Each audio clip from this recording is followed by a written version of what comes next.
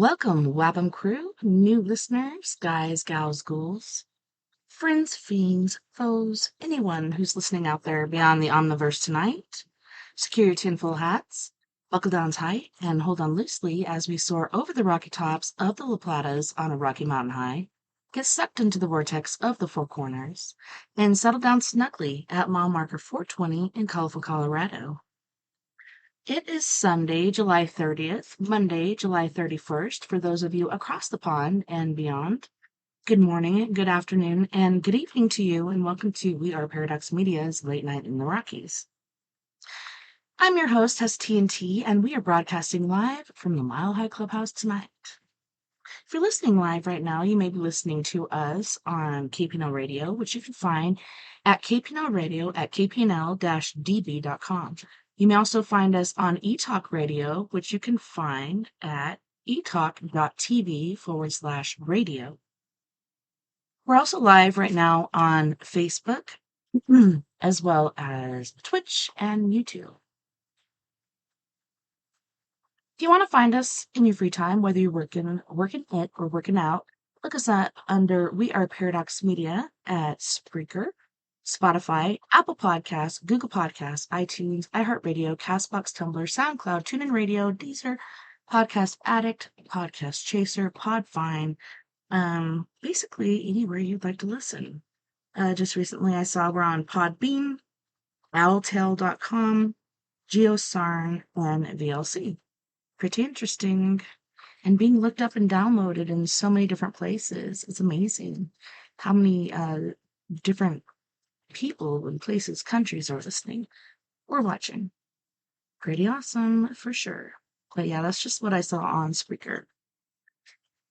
So tonight I have a treat for all my guys and gals out there. I know, Robert, last night was crazy. Every time I mention that to you, I got kicked off. And then I was able to log back in a couple times, but then the internet totally kicked me out. Like I could not get in. It was so weird. I don't know. I think there's something with that missing persons case. I think there's a bit of dark magic going on or something, some sort of shenanigans. But thank you, Robert, so much for closing out the show for me. I really appreciate it. Fingers, toes, hairs, eyes crossed. It all goes good tonight. Eek.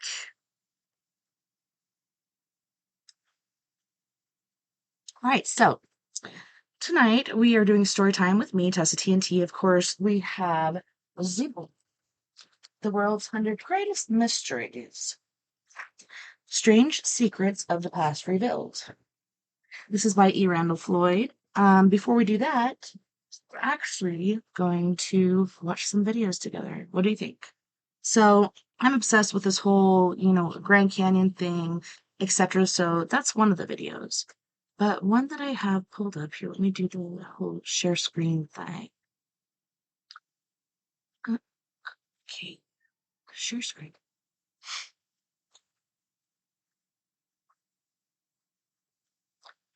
All right. Here we go. So this is a scary compilation, and this has been pretty good. I actually sent myself another video from these guys, and I don't know. The next one from them is pretty short, so we might divert from that and go with the Grand Canyon thing because, like I said, I'm obsessed.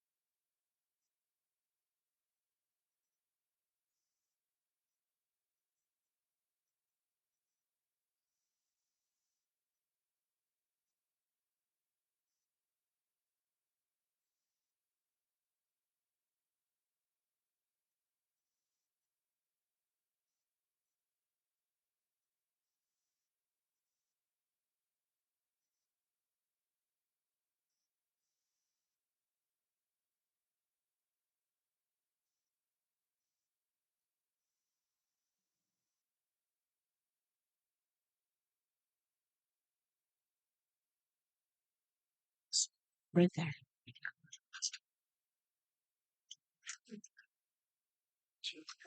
Any notebooks are? I'm Over by Floyd's computer. alright.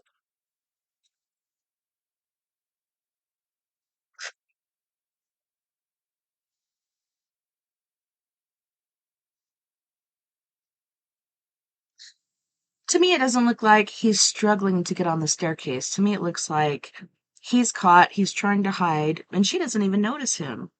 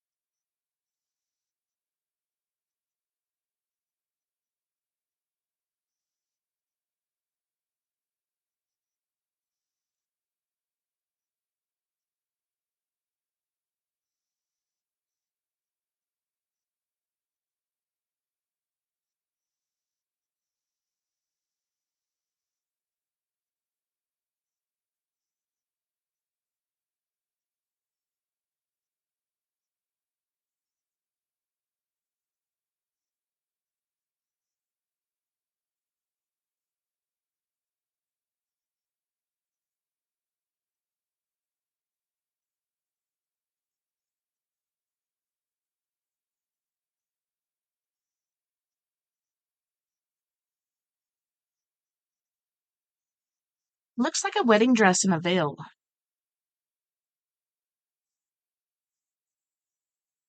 Just gliding along. This little tiny figure. What the heck?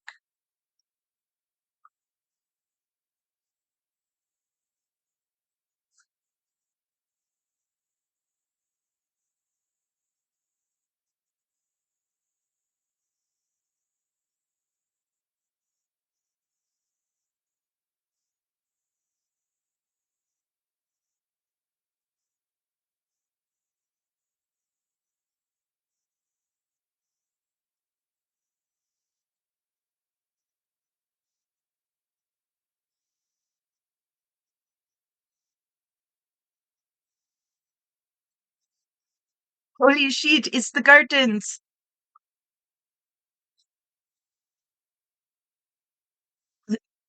You're so funny, Robert. Crap, man. Now, that guy was a creeper.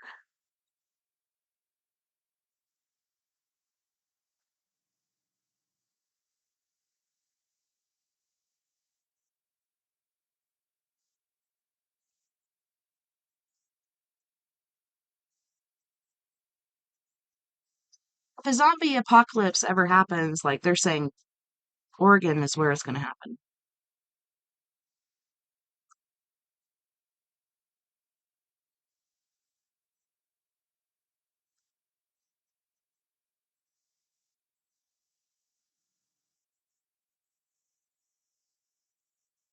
I would have turned around right there. Yeah, I'm good. What the heck is wrong with this guy?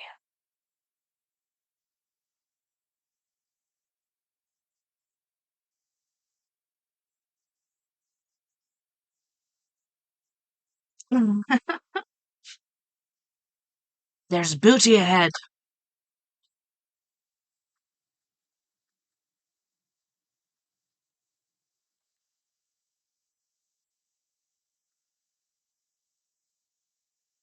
It's not a bobcat.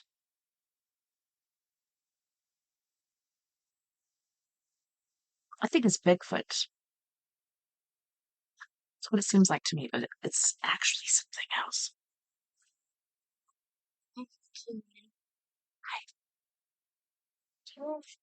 Did my show.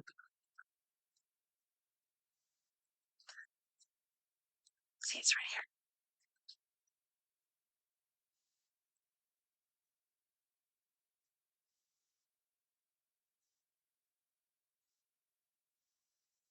find the notebooks? Huh? Did you find the notebooks? Got a problem. Oh, So it's good. isn't that beautiful? Yeah. There's a buffalo. There's a snake. Stairs. What's so pretty? Why touch it? Me too. I know. Love you. Me too.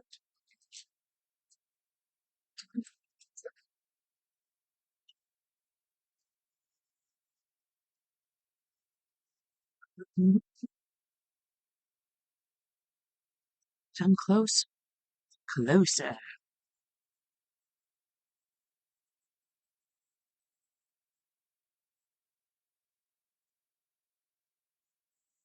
I would.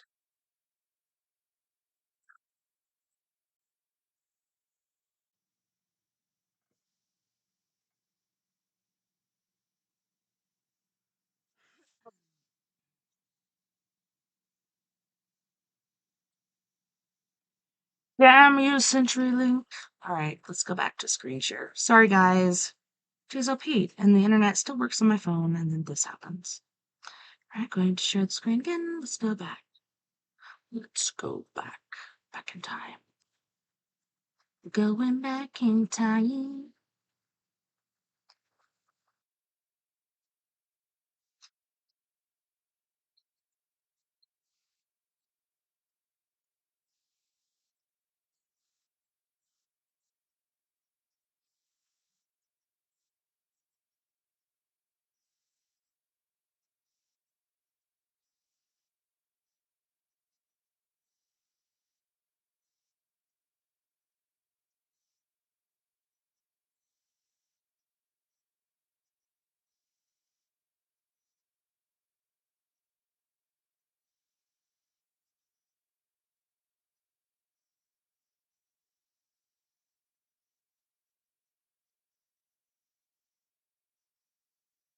I'm sorry, Sissy.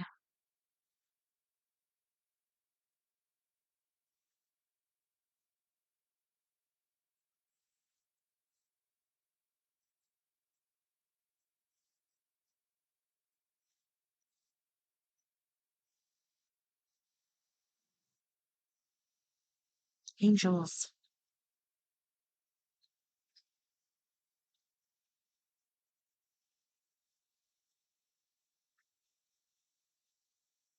You know, she's so happy. I would be happy.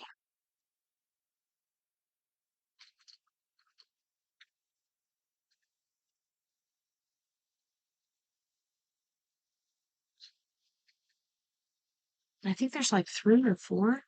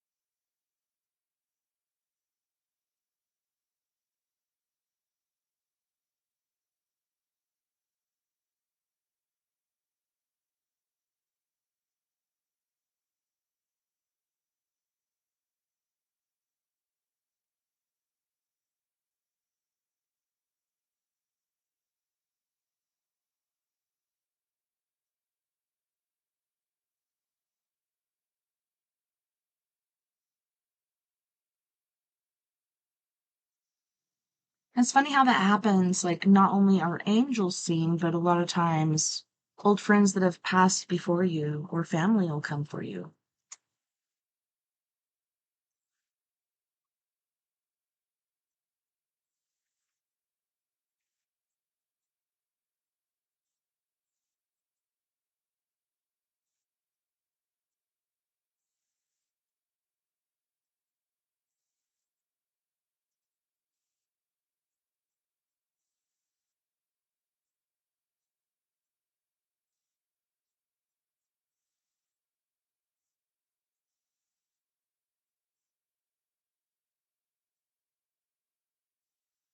I think it was.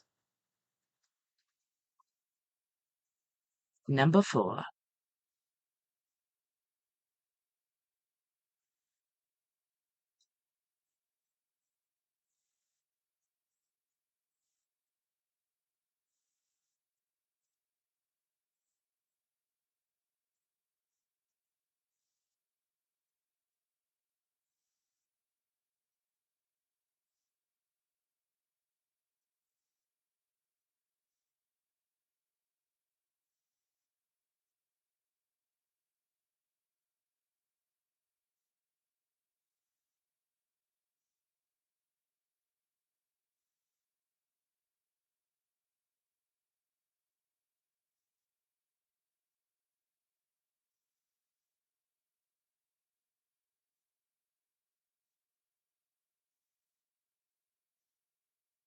Eh,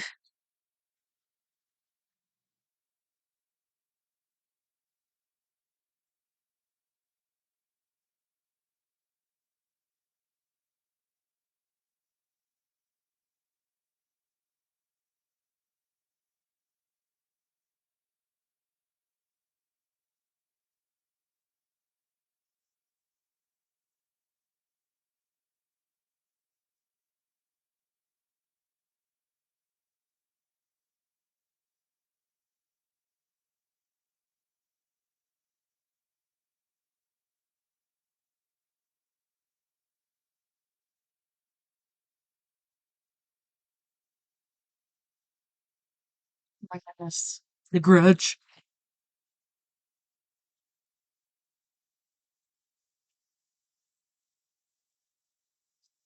Those are like little spirit houses or something. Ooh. Well, that ain't right.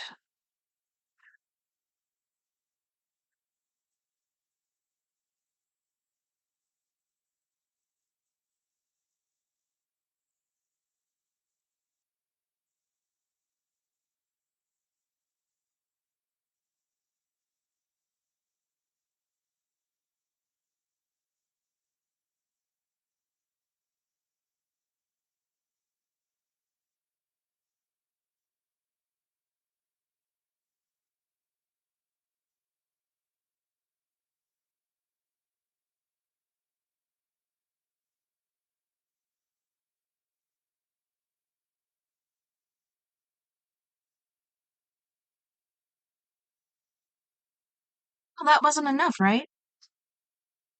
Hey, Kinzer.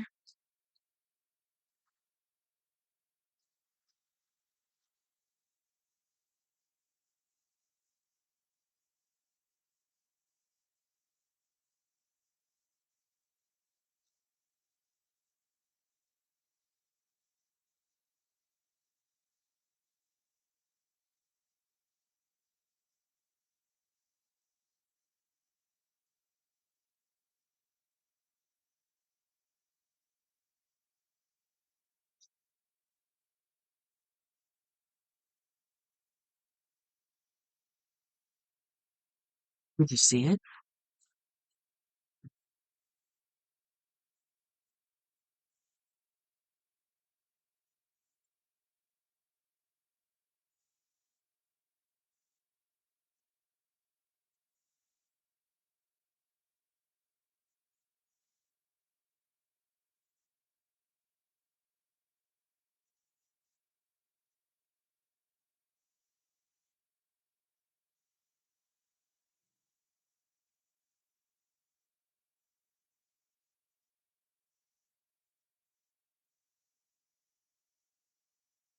No more locked doors.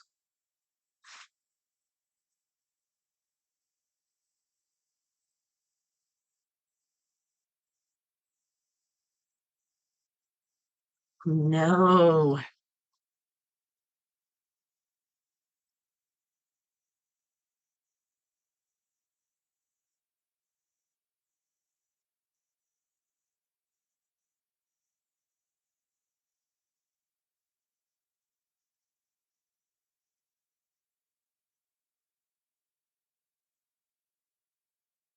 See that orb right before that happened?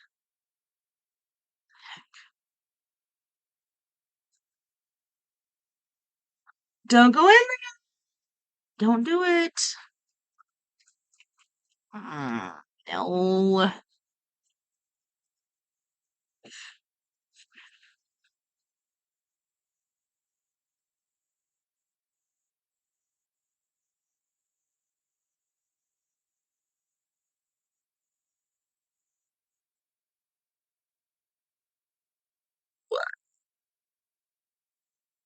Ew.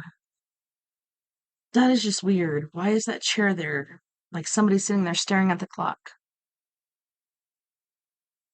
What the heck?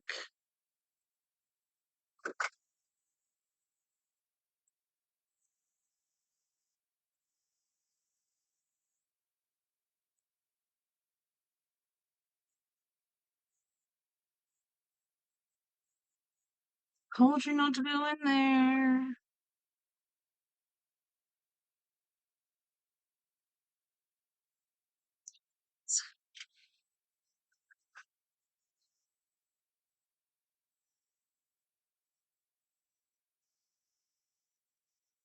She just went back and forth forever. Oh my gosh.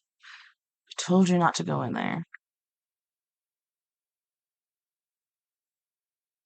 Finally. Ran away. Oh, did you see that?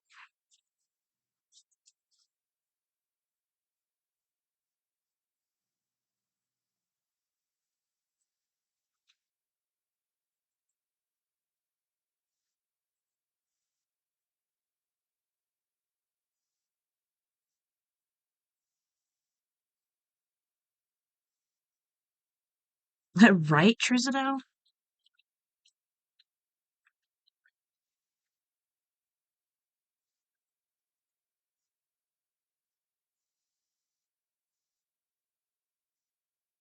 Did you see it? I saw it. Standing in the doorway.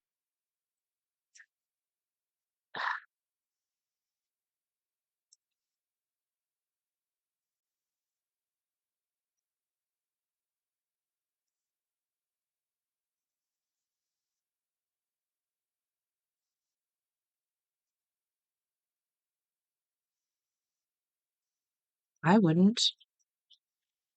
Forget about it.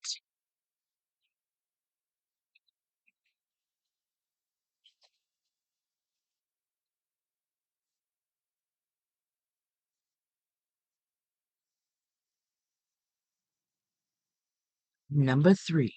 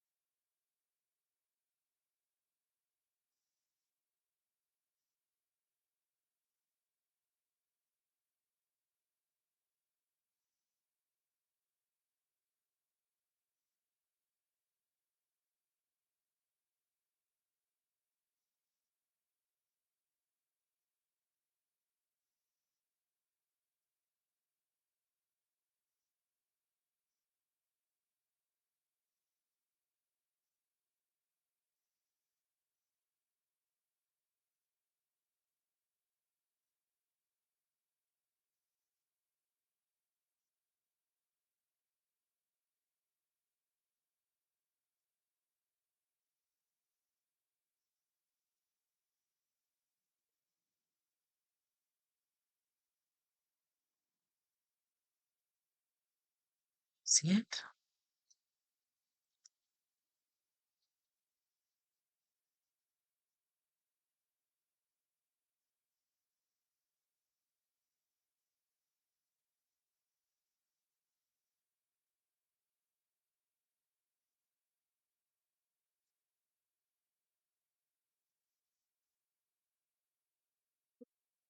Hmm. There's a movie that I want to watch. Okay. Um, it's the same people who made Cookie Bear. It's Sean Adam. Really?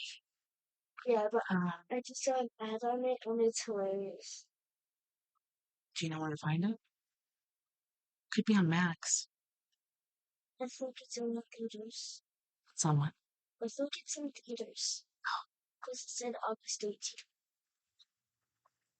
No. Cheap Movie Tuesday is going to come up soon. Mm-hmm. Maybe it's that. Let's do number 2. Right, love you. What's today?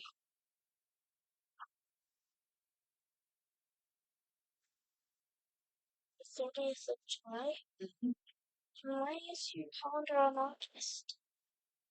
Why is your calendar on August? Because I switched it over. Look at that hot sun.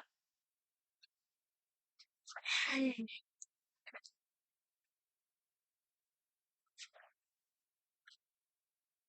you, bud. It's cool.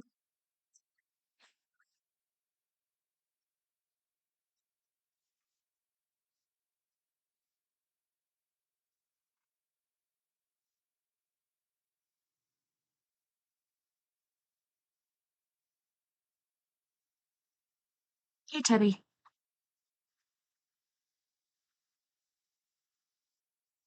I think it's one of your babies.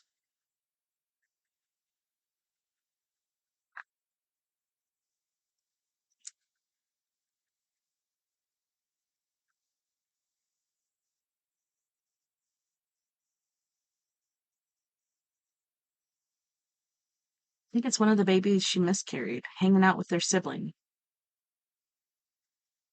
And then she's like, "Hi."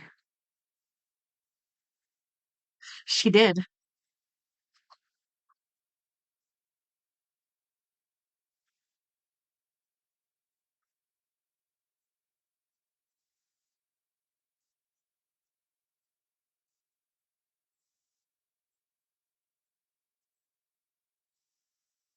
And she's not upset at all. She's happy. That's what I'm thinking.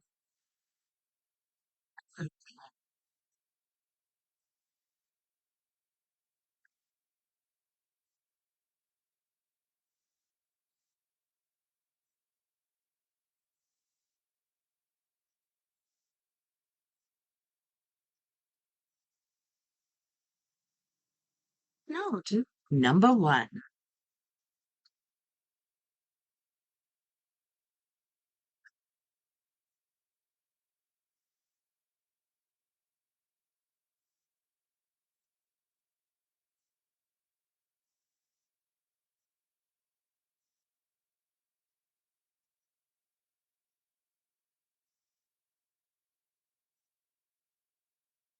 Yep.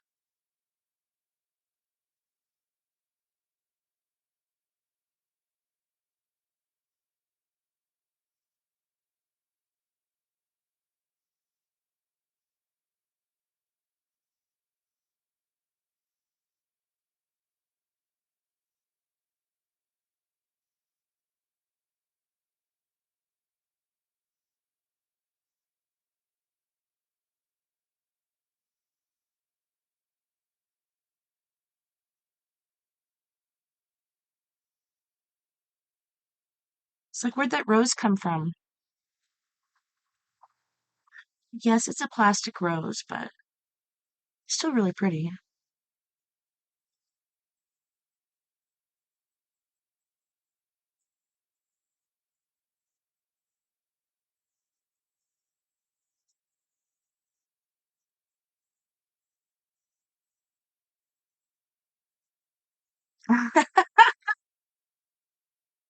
Don't talk about my kids like that.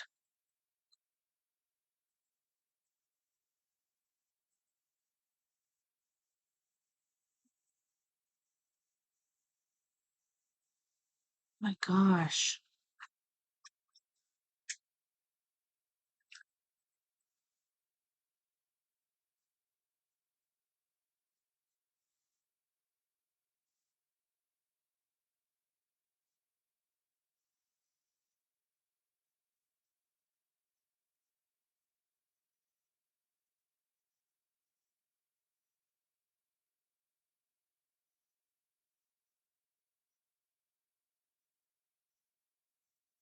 Jeez.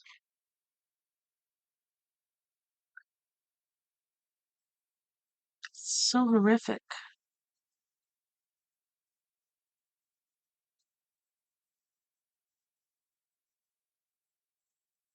So sad.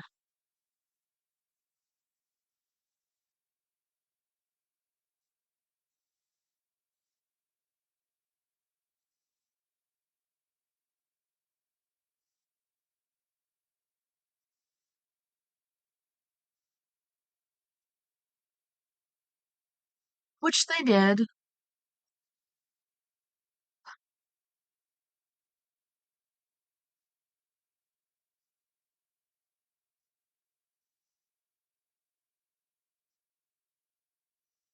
Seriously.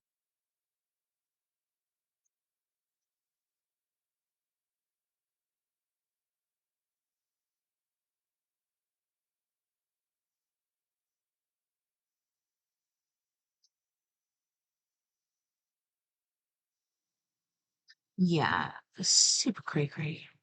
So the next one I want to share is about the Grand Canyon. You know, I'm obsessed, but yeah, I want to hear more about it. Come on, why is it doing that? Go back.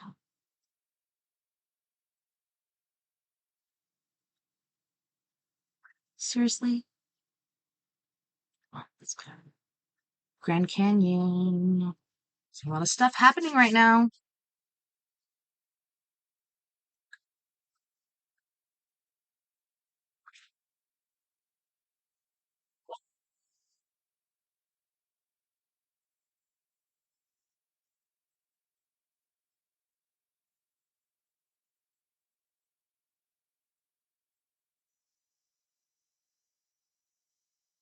What the heck?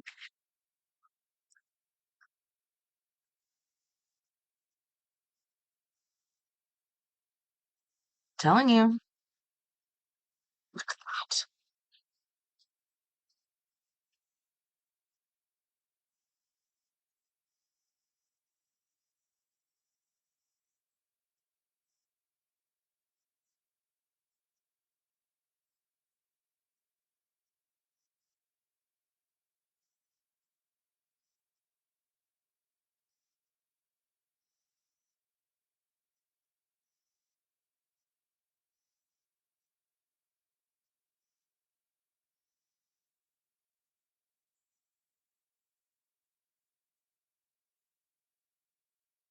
What the heck?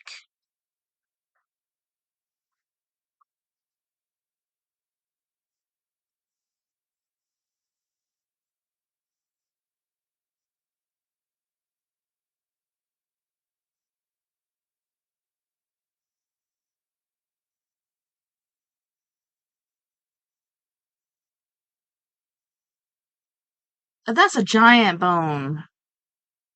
And that's no dinosaur. Gotta tell you what. The Impossible Channel. That's breathtaking.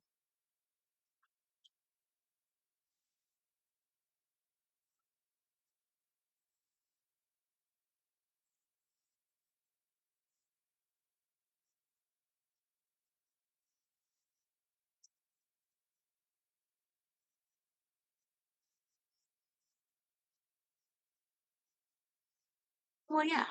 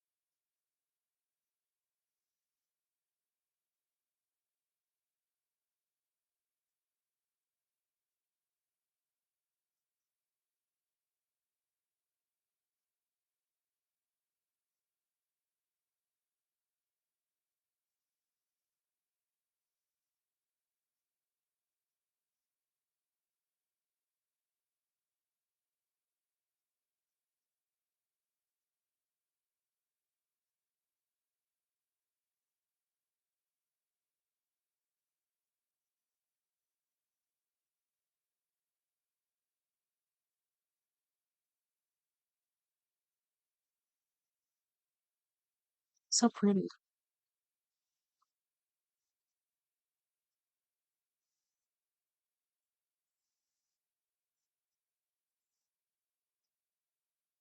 And this is where they thought it was Tibetan, but it's not.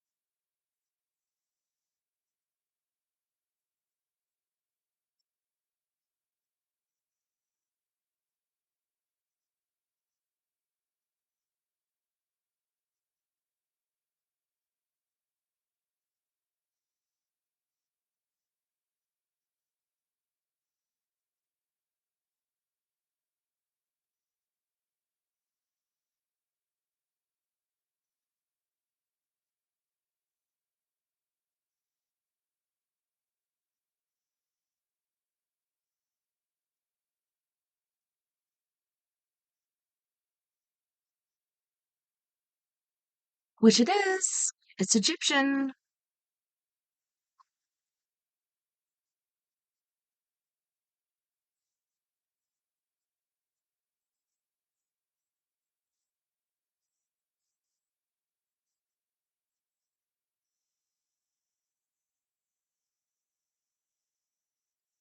The heck?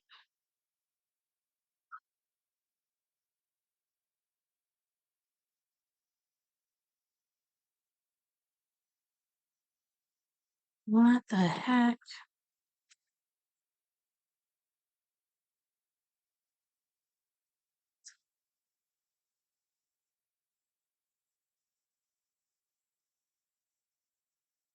So freaking crazy.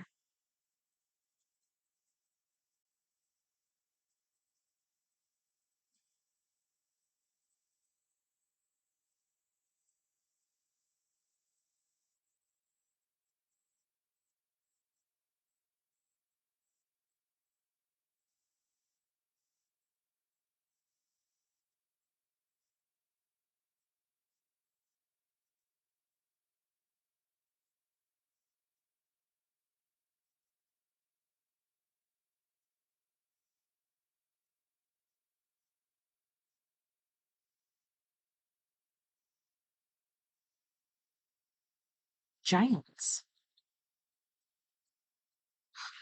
I didn't know that. I knew there was sarcophagi and stuff, but I didn't know there were giants. Holy shnikes.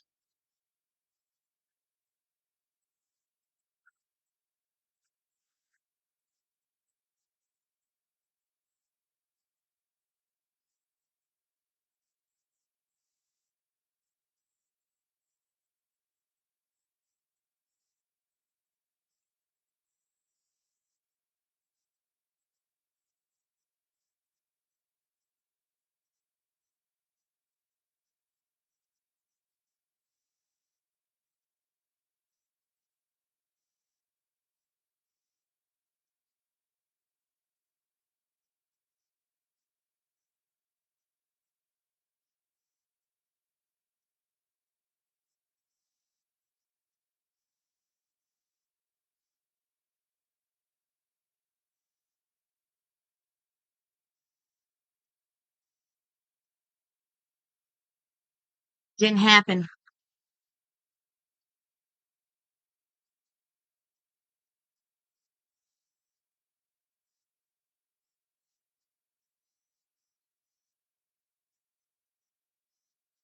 See, why did they gotta cover everything up? It's blocked off now because they're re-exploring it.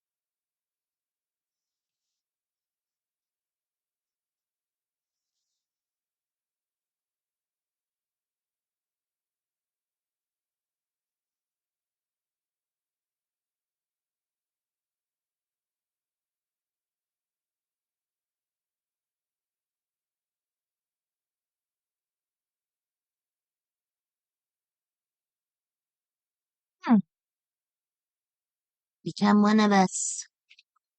Can you see that handprint?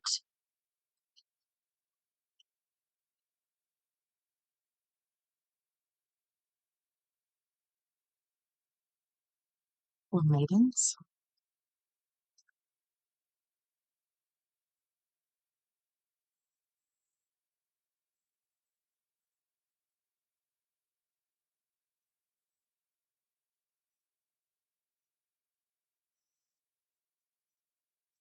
Petroglyphs.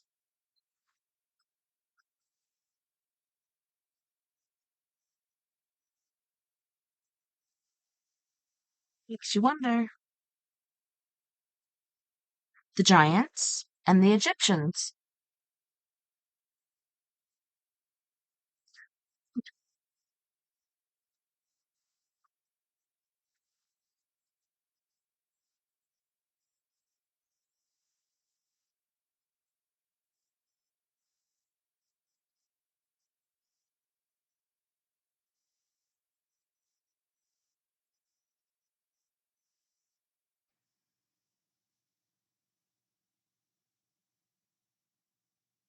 Yay!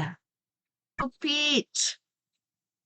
Sorry, guys. Century Stink is messing with me again. And Travis came in, he cleared out all the negative energy, so what the crack is going on? What the hell's going on? I'm back. Alright, let's continue this video. Sorry, Robert.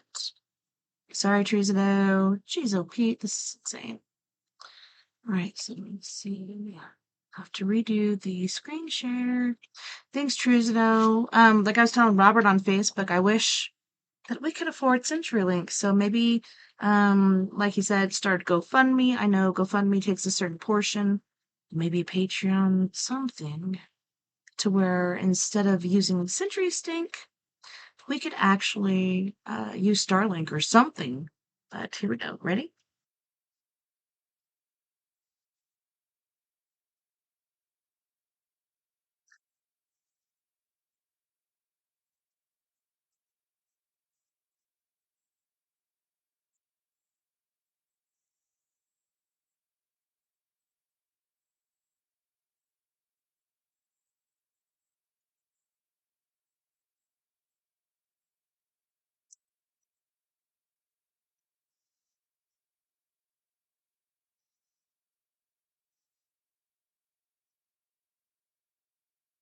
Thanks for hanging in there, guys. Just look at it.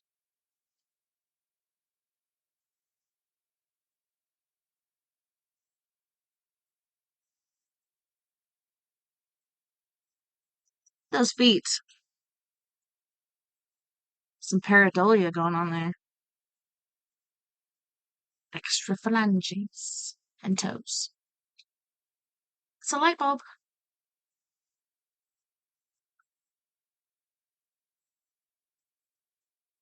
with the Baghdad battery powering it, or whatever else. Come on, Elon Musk. Yeah, to a battery.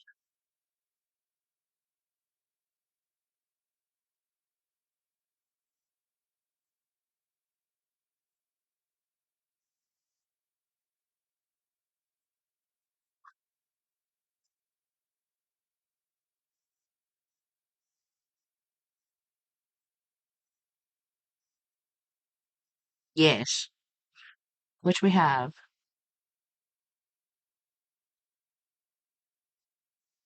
Evidence. Oh, to know it's the gold.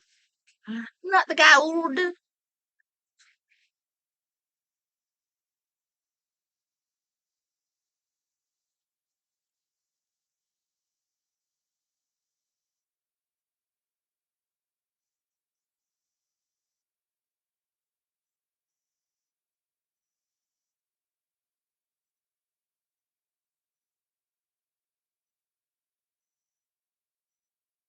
Oh my gosh, the military government.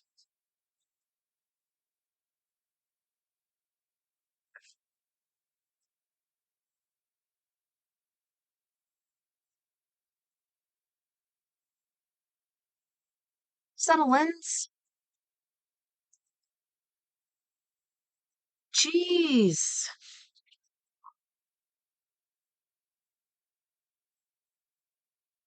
My neck, my back.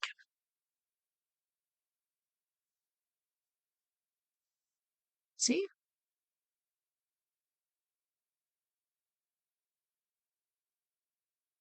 Jeez.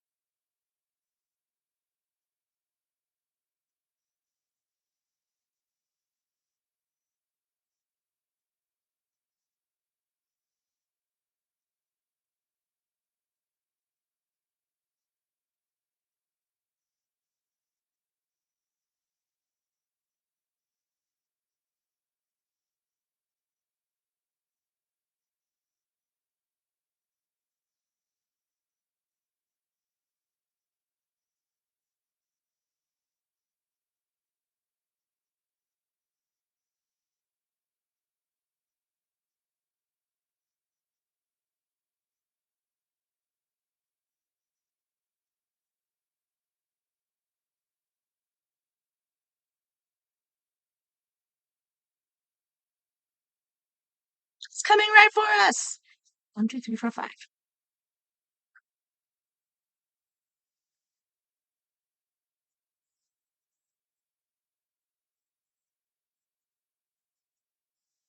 China.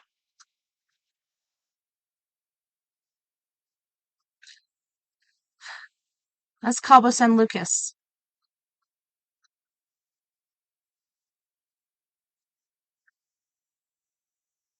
So fucking crazy. They're still giants in so many different places, not just Mexico. In Iraq, there was a giant that killed a whole platoon, basically. Yeah, he was like, ain't gonna deal with these humans today. Um,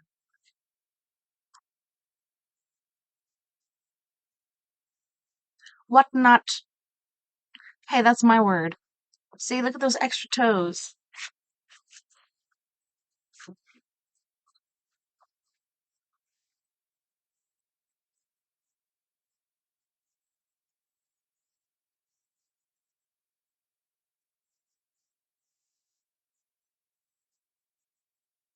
Dude, they are. They still exist.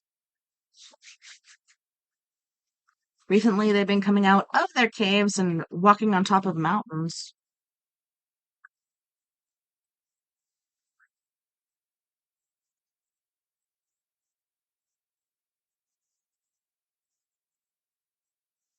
Oh, is that Australia? What? Rocky told you.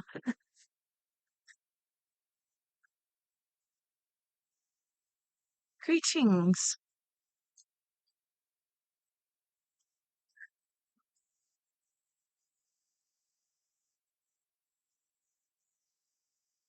He's a Pete.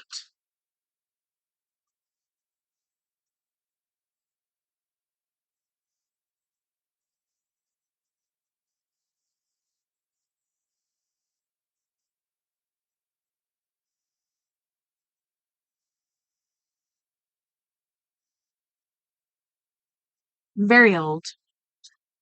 Yeah.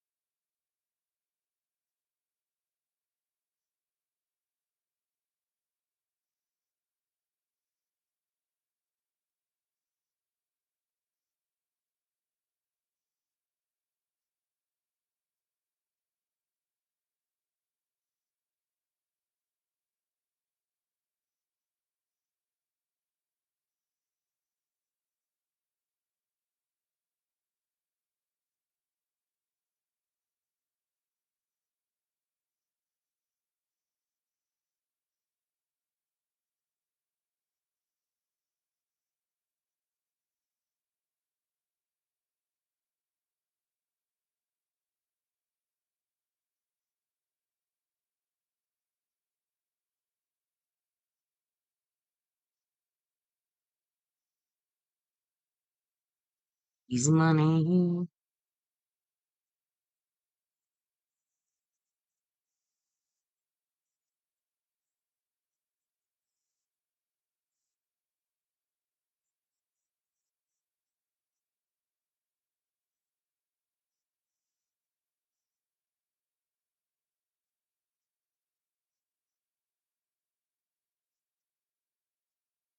Magnetic,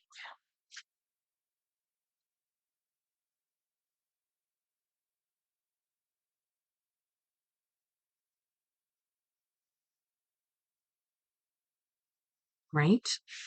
Shh.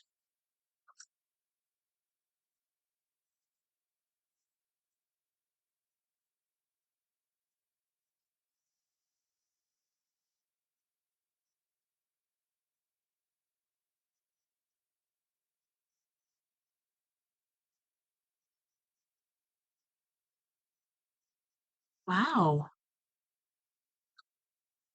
See? That's insane. What's in there?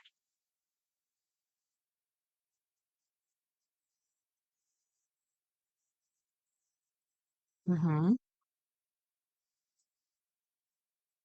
Yeah, they've fallen away, some of them.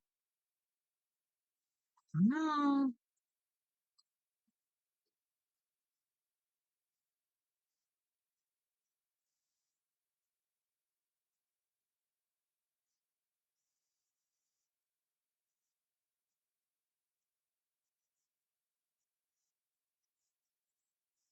Yeah, you can't go there. My gosh.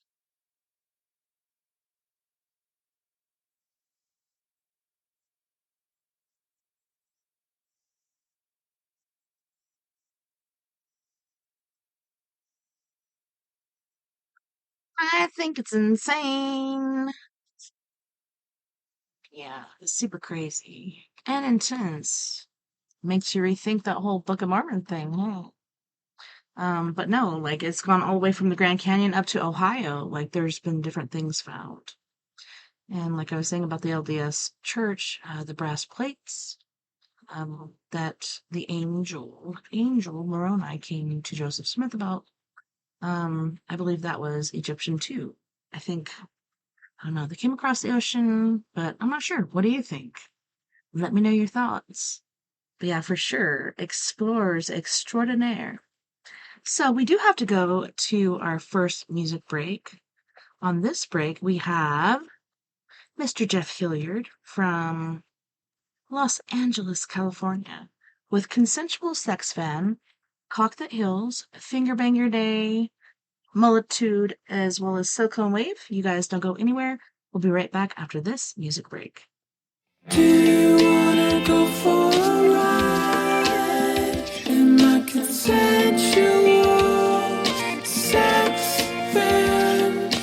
Do you wanna go for a ride in my consensual sex van? Let me take you far away from all this huff and puff. There will be nothing in between our love.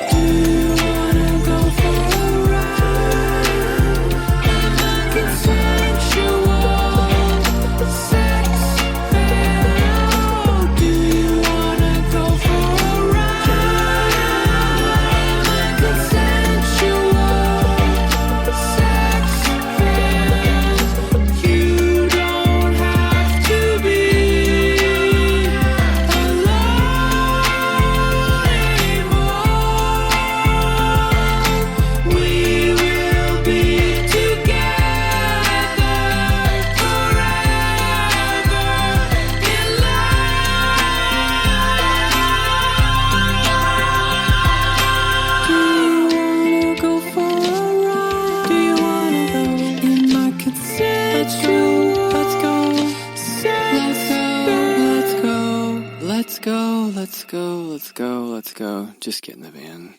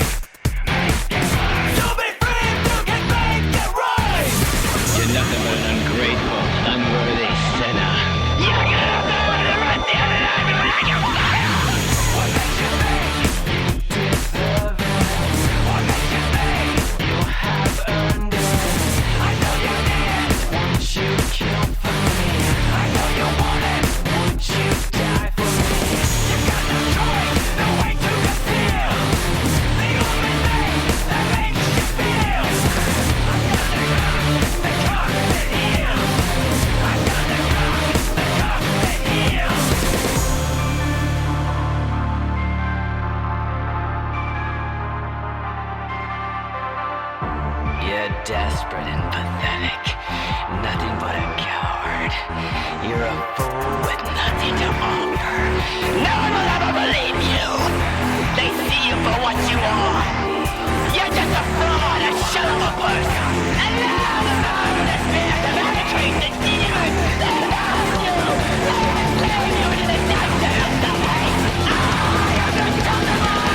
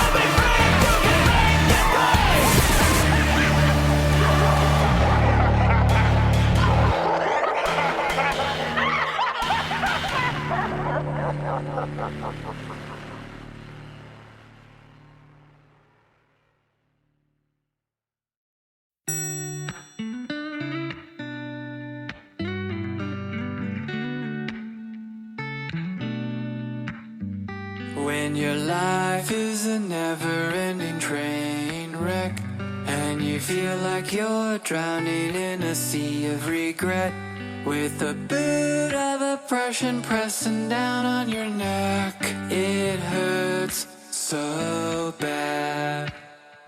When your overwhelming hatred kills your heart's desire, and reality starts starts looking like a dumpster fire. You start bitching to me, but you're preaching to the choir. You don't need to be so mad. 'Cause sometimes we hurt, sometimes we cry, sometimes we're sure there's no reason to try. When the whole world goes completely insane, open your heart, stand up and sing. I'm gonna finger bang my day. Yeah, yeah, I'll finger bang my day. That's right. You gotta make the choice to give it all you've got, and make your day long with pleasure, really make it hot. Because your day deserves a lover that pulls out the stops. Come on, it's not so hard. 'Cause sometimes we hurt, sometimes we cry, sometimes we're sure there's no reason to try. When the whole world blows up in our face, what else could we do but stand up and sing? I'm gonna finger bang my day. Yeah, yeah, finger bang my day.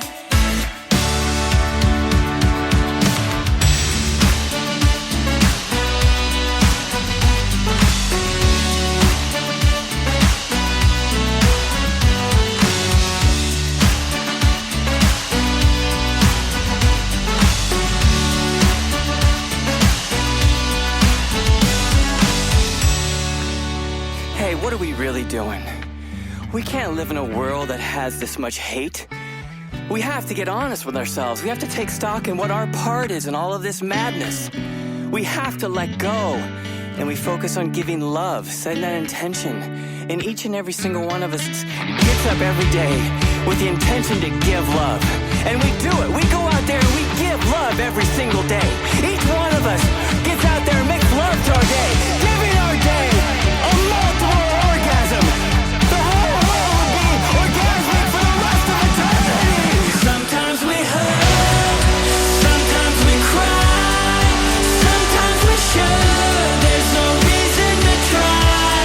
When the whole world is fucking insane, we open our hearts, stand up and sing. I'm gonna finger bang my day. Finger bang my day. Finger bang my day. Let's open our hearts, stand up and sing. I'm gonna finger bang my day. Yeah, yeah. Finger bang my day.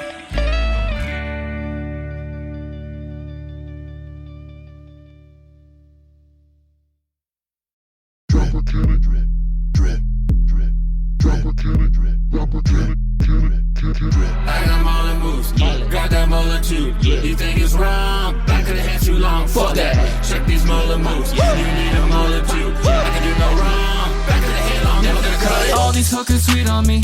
Look at them chasing me, showing me that ass. And I bagged up snatch. I do this shit for free. Go down your mom till 3. She's taking selfies with the mullet like it's history. How can I maneuver you with that pussy, dude? You sit like Buddha waiting on it to come to you. My lines are straight to the point. She shows me gratitude. So what's your latitude? Let's adjust your attitude. Head with a alligator, double dually Lamborghini. All up in a silly little yellow polka dot bikini. I got molar moves, I got that molar too. You think it's wrong? Back of the head too long. Fuck that. Head with a alligator, double dually Lamborghini. All up in a silly little yellow polka dot bikini. Check these molar moves. You need a molar too. I can do no wrong. Back of the head long, never gonna cut it. Head with a alligator, double dually Lamborghini. All up in a silly little yellow polka dot bikini. You're like the butt of a butter knife cutting up panini. So climb back in your kangaroo pouch like a rolling genie. These moves are hot, these locks I got. This power cannot be disputed and it can't be bought. So you can find me in the studio with all these thoughts. You wanna bite my style, but you can't be what you're not, neighbor. I got molar moves, I got that molar too.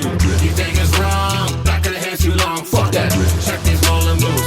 You need a molar too. I can do no wrong. Back of the head long, never gonna cut it.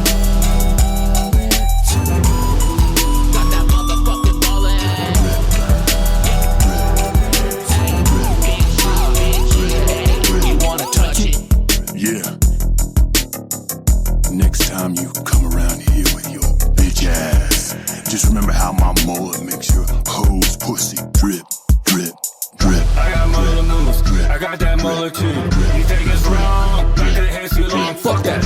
Check these mullet moves. You need a mullet too. I can get no wrong. Back of the head long. Never gonna cut it. I got mullet moves, I got that mullet too. You think it's wrong? Back of the head too long. Fuck that. Check these mullet moves. You need a mullet too. I can get no wrong. Back of the head long. Never gonna cut it.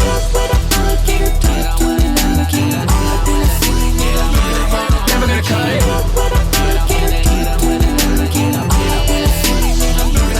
Never gonna cut it. Drip, drip, Mullet moves. Don't touch the mullet, bitch. Mullet moves. drip, drip. Mullet moves. Never gonna cut it.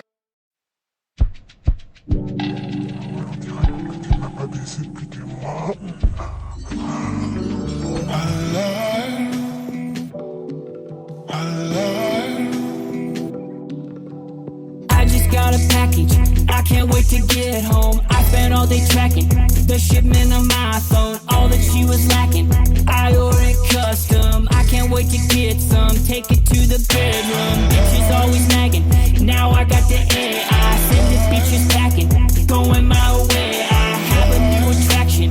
Don't care what you say, it's better in every way. Now baby, it's time to play. We're gonna make us a tape and show everyone the way. Cause I'm going my way, riding up the Silicon Way.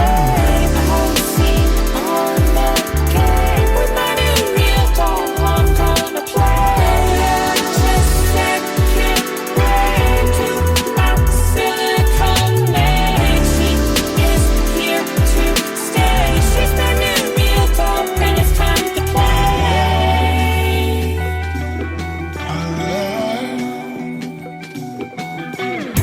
She don't need expensive date nights. Never talks back, I'm always right. Stuff it in her face with all my might. She don't even care, we don't ever fight.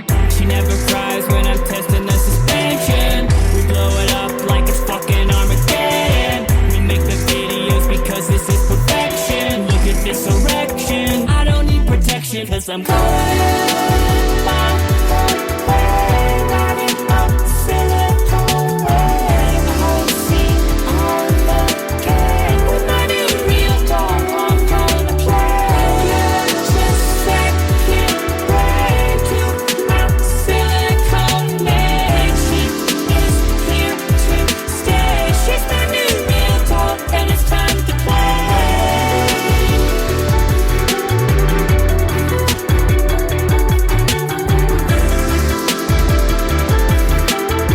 With my new real dog, I'm gonna play.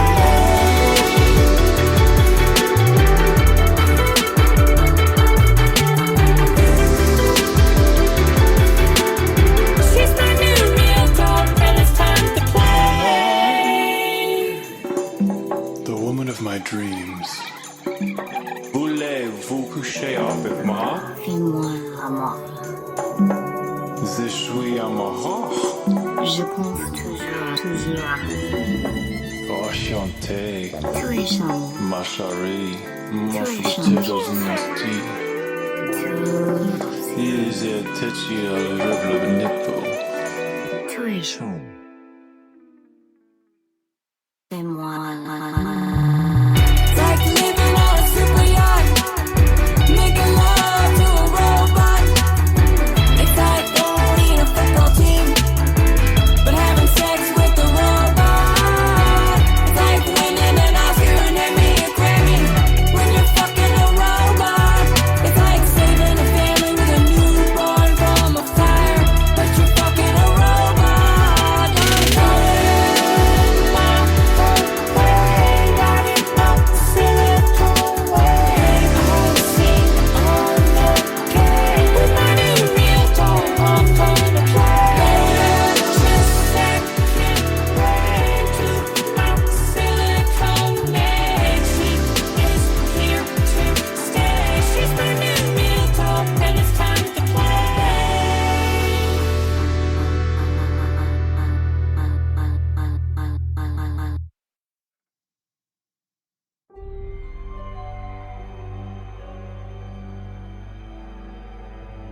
Right?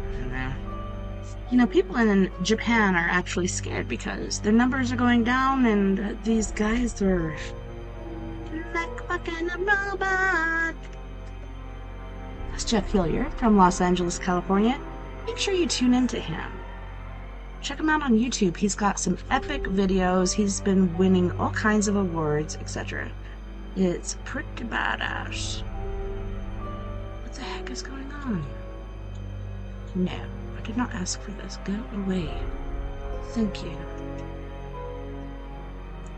I'm glad you liked my version, Truzido. Just gonna change the volume on this background music.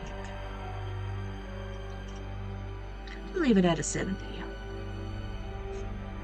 So we shall continue the rest of our show with the world's 100 greatest mysteries, strange secrets of the past rebuild. It's been pretty epic, I must say. Interlude on a lonely road. On the night of September 19th, 1961, Betty and Barney Hill were returning from a Canadian vacation to their home in Portsmouth, New Hampshire, when they spotted a strange light hovering over the dark woods along U.S. Route 3. Intrigued, they stopped the car to investigate. For several minutes, they watched the object, described as a glowing mass of Christmas decorations, as it moved erratically just above the dark tree line. It was big, Hill later told reporters, but it was so quiet as it hung there, like it was watching us or something. They finally drove on, convinced the strange object was a weather balloon or some kind of experimental aircraft. Still, they couldn't shake the eerie feeling that the thing was watching them as they drove. Every now and then, they'd stop to check on the moving soundless light. As they neared the White Mountains, the object, now appearing much larger, seemed to be moving parallel to their car. Kind of like when I used to have races with me when my dad was driving. Near Indian Head, it suddenly swooped down directly in front of them. "I've had enough of this," Hill told his wife. He stopped the car and hopped out, determined to find out once and for all what the thing was that was following them. "It was so big," that's what she said. "Oh, Robert."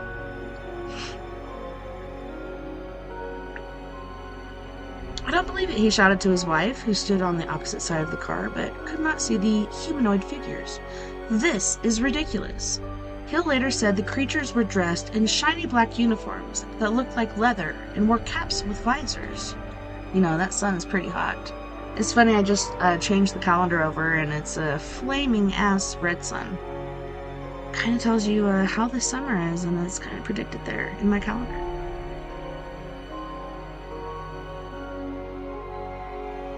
He added, they had red hair and round faces and moved with odd military precision. When the UFO descended to within 70 feet overhead, Hill dashed back to the car yelling, "Get inside! They're going to capture us!" They jumped into the car, locked the doors, and sped away. Hill remembers pressing his foot down on the gas pedal so hard his toes arched and ached. Several minutes later, they heard a strange beeping noise. It appeared to be coming from above the car. Hill was convinced the object was still following them. "Who are they?" Mrs. Hill shouted hysterically. "What do they want? What are they?" Suddenly, they both felt very drowsy. I'm feeling a bit sleepy. It was as if someone had switched off the lights inside our heads, Mrs. Hill later remarked. 2 hours later, the couple found themselves driving in the vicinity of Ashland, some 35 miles south of Indian Head. They drove home feeling puzzled and uneasy about the missing 2 hours.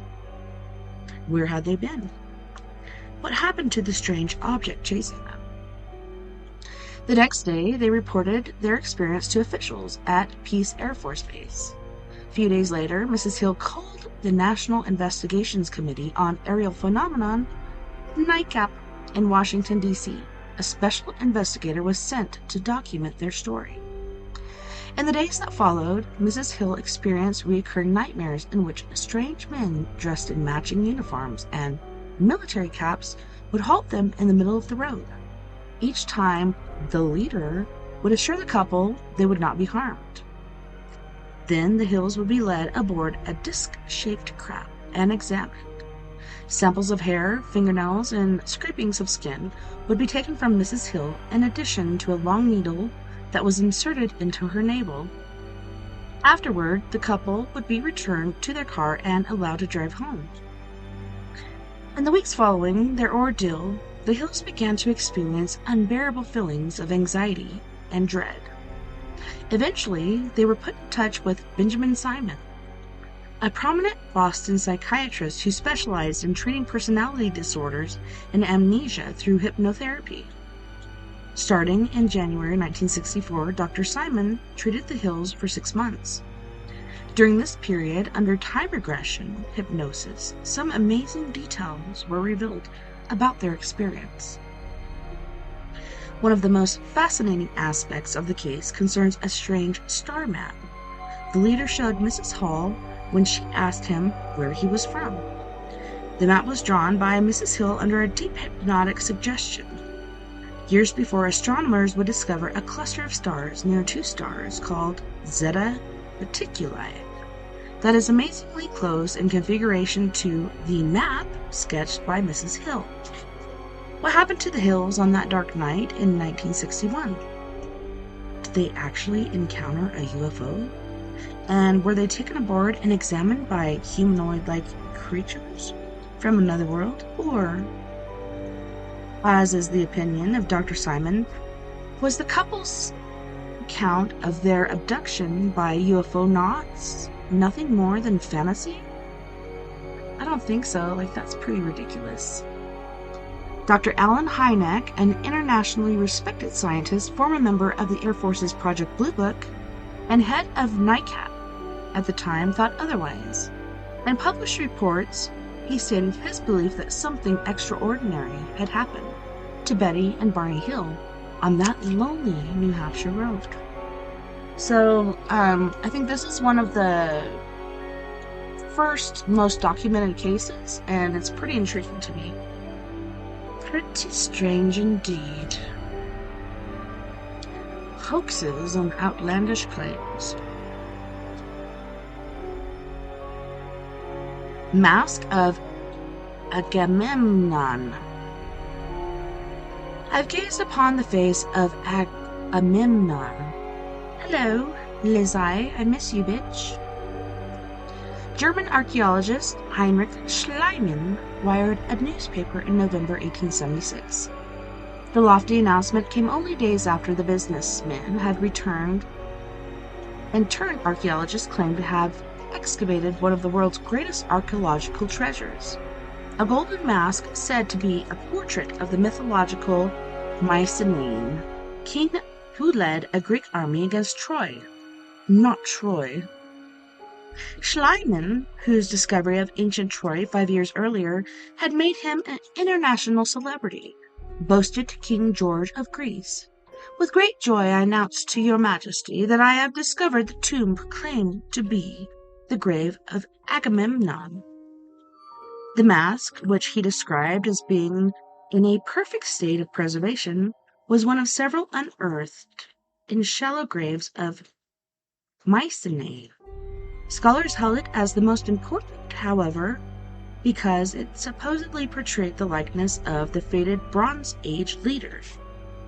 But was it real? For years, some classical historians have been troubled by a number of discrepancies associated with the find, as well as Schliemann's renowned penchant for dishonesty, exaggeration, and self-glorification. Look at me! Look at me! Some experts have called the glittering artifact a fake, deliberately planted by Schliemann to boost his reputation and standing in the scientific community. Recent scholars suggest that critics might be right.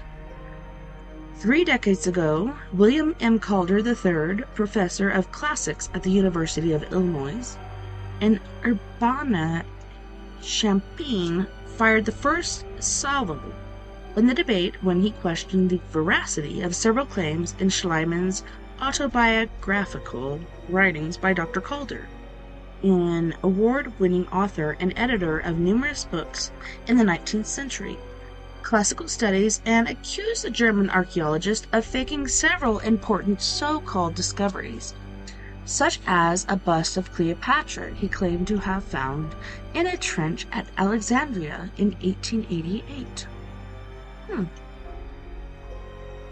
Most grating of all was Schliemann's bold assertion that he had found the ultimate archaeological treasure of all time, the masterful Mask of Agamemnon. "I've learned to doubt everything," Schliemann said, "unless there is independent confirmation," Dr. Calder said. Other scholars agree. Gunter Kopecky of New York University's Institute of Fine Arts insists that the mask is stylistically different from all others, and all other Mycenaean masks, right down to its distinctive eyebrows, ears, beard, and mustache. Dr. Kopke asserts that the mask is the work of an innovative and highly talented modern goldsmith. Why would Schliemann lie? Why would he do that?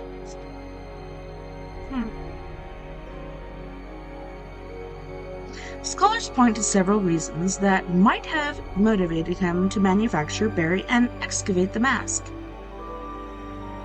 He wanted to close the excavations with a bang, noted one critic.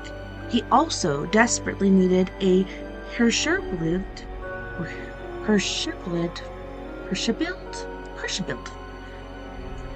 a portrait of a leader. The other masks he had found were not worthy of a great king. Critics of Schliemann have long contended that he often exaggerated accounts detailing his work in the field. They also say he deliberately lied about other aspects of his profession and personal life. Maybe he's slimy, says Robert. Could be. Slimy, stymie, I don't know. Damn you, stymie! Schliemann reportedly made bogus claims of heroic acts during the burning of San Francisco, lied that he had gained American citizenship on July 4th in the 1850s, misrepresented his wife Sophia as an enthusiastic archaeologist, faked the discovery of ancient Greek inscripts in his backyard, and lied about his unearthing of an enormous cache of gold and silver objects at Troy, known as Priam's treasure. Once universally accepted as truth, art collectors, archaeologists, and ancient historians the world over now know that these and many of Schliemann's other accomplishments and claims fall short of the truth. Ernst Curtius, director of the excavations at Olympia and professor of ancient history at Berlin, called Schliemann a swindler and a con man. Get off my lawn! Anthony Snodgrass of Cambridge University called him profoundly dishonest. He's so dishonest, it's profound. Supporters, however, noted that Schliemann's work at Mycenae was carried out under the watchful eye of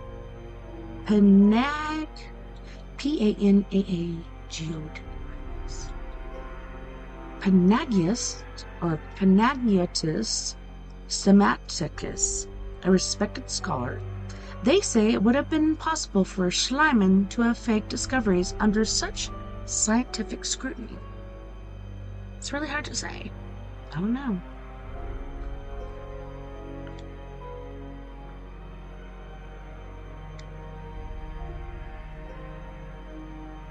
Piltdown Man. In 1856, the fossilized remains of a prehistoric skull was unearthed in Germany, Neander Valley, heralding the possibility that human beings had been on Earth a lot longer than previously believed. And I believe that too, because down in Arizona you see dinosaur tracks and you also see human tracks. They actually did exist at the same time. For the next half-century, as the great nations of Europe competed for political and economic dominance, the race was on to see who could find the next original man. Such a find would go far in establishing European primacy. The notion that humankind had originated in the Western world rather than in Asia, Africa, or some other dreary corner of the globe. The bombshell came 2 weeks before Christmas in 1912. 2 amateur archaeologists went before London's prestigious Geographical Society and announced that they had found the earliest man, a creature believed to be vastly older than Germany's Neanderthal man. Charles Lawson, a lawyer by trade and author, Arthur Smith Woodward, a geologist at the British Museum, said they had found Eoanthropus dawsoni in a shallow gravel pit near the village of Piltdown in the county of Sussex. First they called the creature Sussex Man, and then Dawn Man, before finally settling on Piltdown Man, the name that stuck. Newspapers around the world touted Piltdown Man was the greatest find in the history of mankind. Many saw the fossilized remains, which consisted of skull fragments, an unusually large jawbone, and several huge molars, as the most newsworthy event since Christopher Columbus's voyage to the New World. Let's not talk about that. It also proved, as many Englishmen already knew, that mankind had originated in England. We already knew that. Sorry, it was Africa. Excuse me. Which seemed important in an age of expanding nationalism. For years, scientists who follow the teachings of naturalist Charles Darwin had confidently predicted that a missing link would someday be found to connect modern man with primitive beasts. Now that the link had been found, history books would have to be rewritten. Just burn it. Just burn it. But there were some troubling questions. For example, skeptics wanted to know more about the precise location where the fossils were found. They were also unsure about the fossil's age and fretted that too many pieces were still missing to determine whether they actually belonged together. Other details were omitted and unclear. Hey, brother! Thank you so much. I'm glad it's not echoing for you tonight, because I hate a bad echo.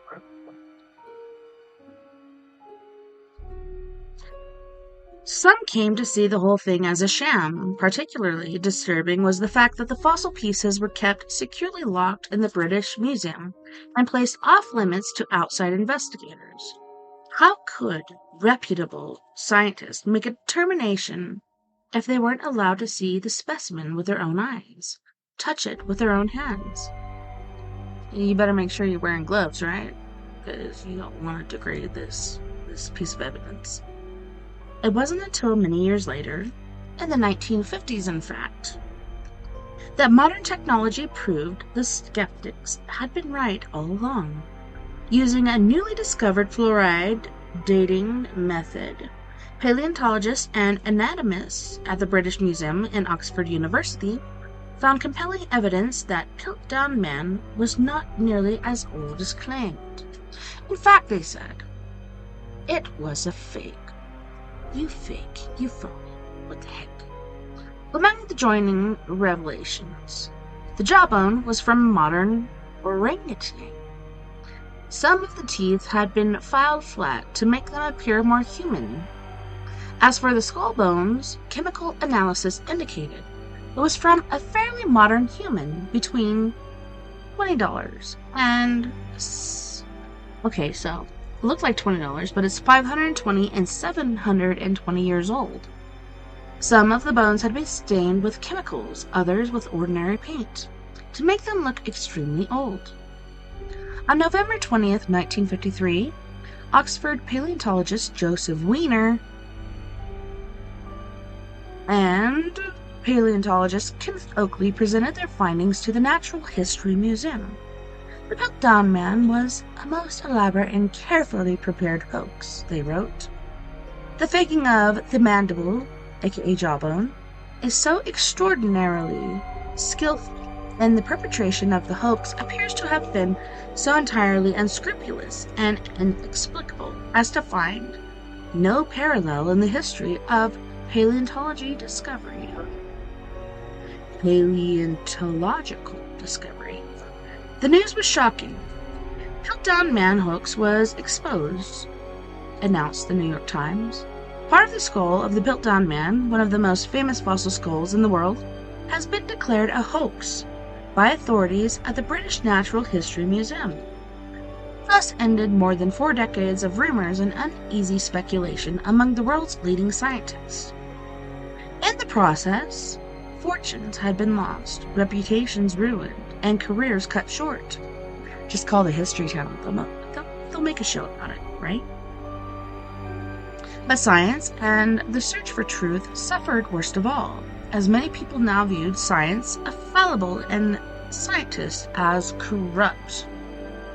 I mean, okay, so the way they used to date dinosaur bones, now it's shown they're actually older than we thought in the first place. Though you look at these scripts on pyramids and ancient Mayan buildings and stuff like that, dinosaurs were still around when we were alive. We, meaning we humans, we existed together. You know, to me it's pretty intense. The news was shocking. Piltdown Man hoax is exposed. Thus ended more than 4 decades of rumors and uneasy speculation. In the process, fortunes had been lost, but science and the search for truth suffered worst of all, as many people now viewed science as fallible and unscrupulous. How was it possible that so many scientists could have been duped for so long, and who was behind history's most elaborate hoax? All fingers pointed to Piltdown Man's original discoverers, Charles Dawson and Arthur Smith Woodward. Based on his reputation as one of British Museum's leading paleontologists, Woodward generally escaped blame, as did Father Pierre Delhart de Chardin, a French Jesuit who had assisted in excavation on several occasions. Dawson, on the other hand, he was an amateur, a mere lawyer, and therefore the prime suspect. Unfortunately, his death, 37 years after the event, meant he had taken whatever secrets he might have known about the caper to his grave. Other individuals have been proposed as hoaxers, either as a co-conspirator with Dawson or working on their own. These include Sir Grafton Elliot Smith, a neuroanatomist, Martin A.C. Hinton, a curator of zoology at the British Museum, W.J. Salas, a geologist, and Sir Arthur Conan Doyle. We know that guy. Famed mystery writer and creator of Sherlock Holmes. Many investigators are convinced that Doyle was the perpetrator. The writer lived only 7 miles away from the pit where the fossils were found and knew Dawson and Woodward.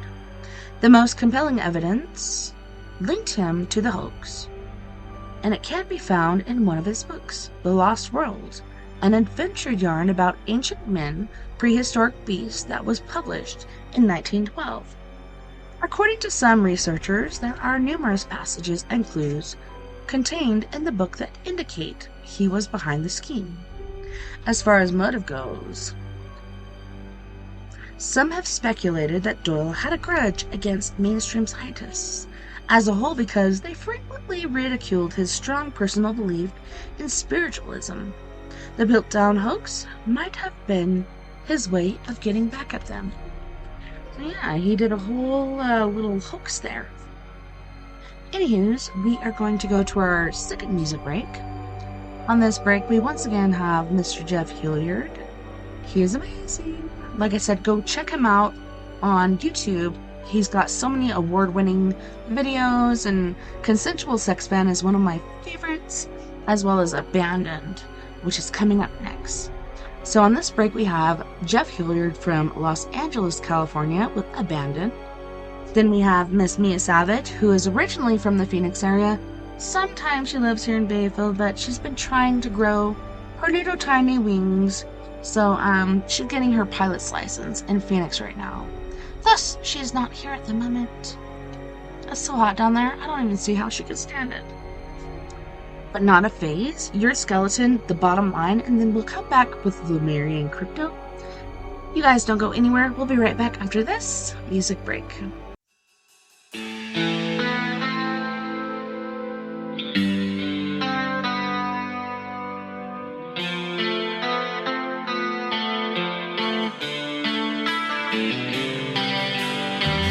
Left here alone, just a shadow of my erection on the wall. Why won't you answer my calls? I gave you my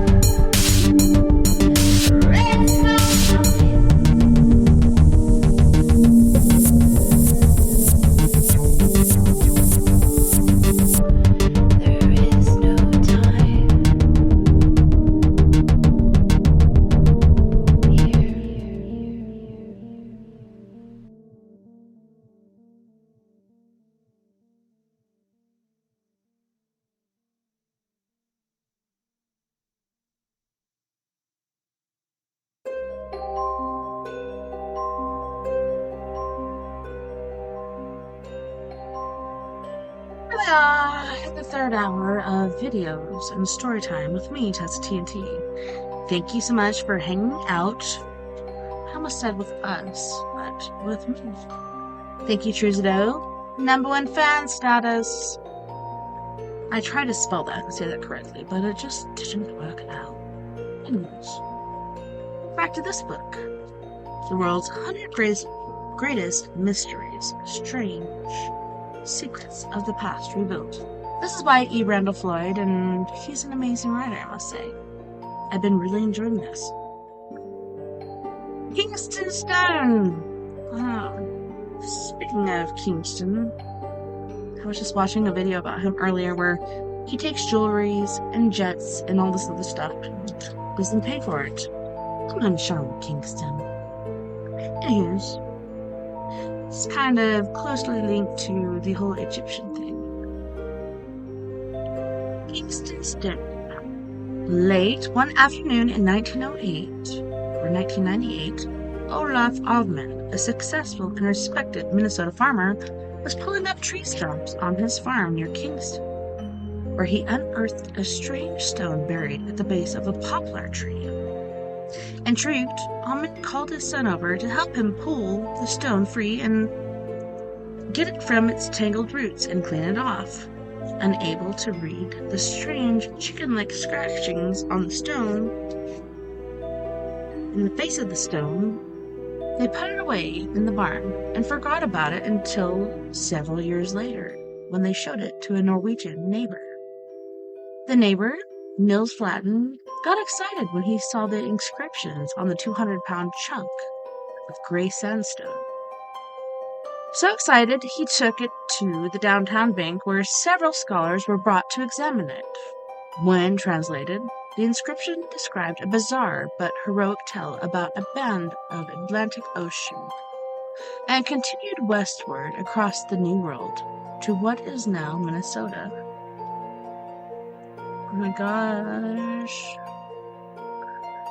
Why are these different videos showing up here? This is so weird. Anywho. Okay, so, according to the inscription, several explorers were killed in a bloody confrontation with Indians in 1362. Written in the rules, the alphabetic characters of Northern Europe during the Middle Ages, the inscription appeared to be genuine. More specialists were called in the study of the huge block of stone, which measured about 3 feet long, 16 inches wide, and 6 inches deep. That's pretty deep. Having trouble streaming. What the heck? Why is all this stuff popping up? I think I have a creeper.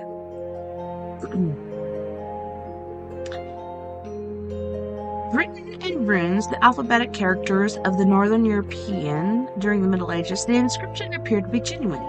More specialists were called to study the huge block of stone which measured what I just said.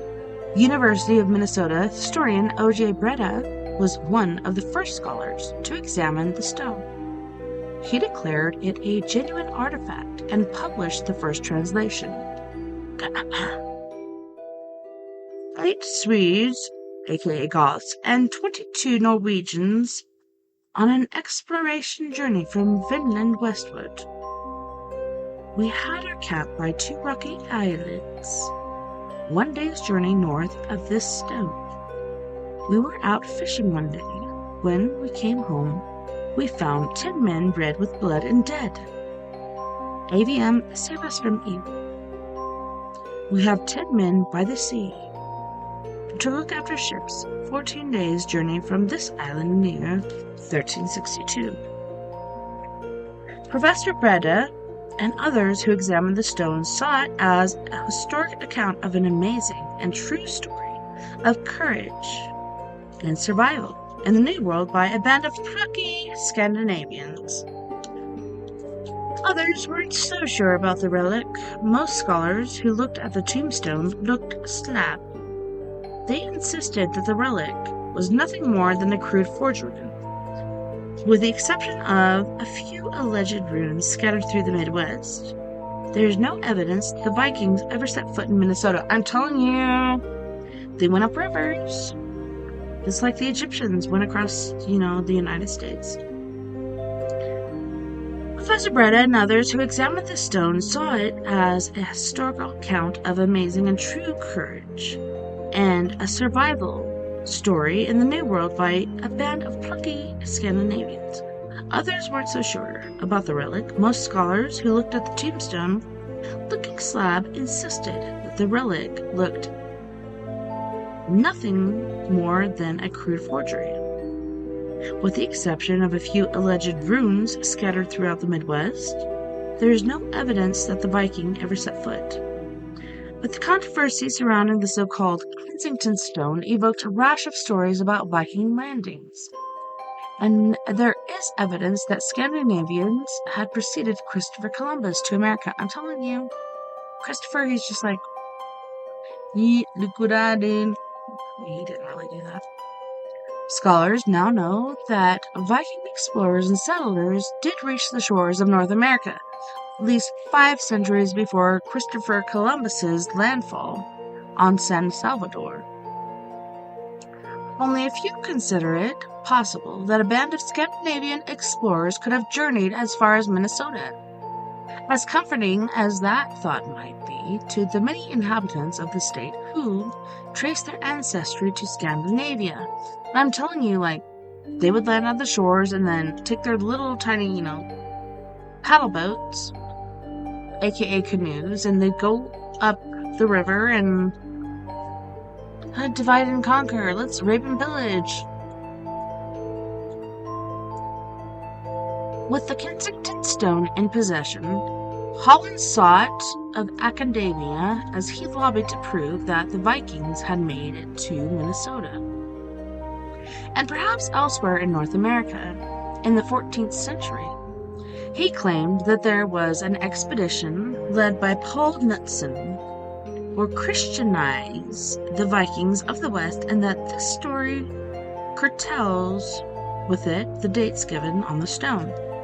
According to Holland, the Vikings' expedition led them through Hudson Bay, Lake Winnipeg, and up the Red River to a place near present-day Kensington, which is in Minnesota. It is his belief that the stone is a remnant of the Kensington or Knutson expedition. His campaign did get the attention of the Smithsonian Institution, which put the stone on exhibit during the 1940s. One museum director, in fact, held it as probably the most important archaeological object yet found in North America. Other experts disagree. Some continue to insist that the artifact was a fake and pressed for its removal from the museum. The uproar over the Kensington Stone did little to dampen Holland's spirit. Until his death in 1963 at the age of 90, he continued to champion its authenticity. The controversy over the stone did not end with Holland's death. Frederick J. Pohl, one of the more active supporters of the concept of Viking exploration in America, has continued to defend that the stone's integrity in several books, and as have other scholars. So it's not just him. There's others. So in 1982, the works, The Kensington Stone is Genuine, Robert Hall, a professor emeritus of linguistics at Cornell University, asserted that the stone is real. While the controversy continues, the Kensington Stone lies in a modest museum in Alexandria, Minnesota. Its secrets guarded by the local Chamber of Commerce.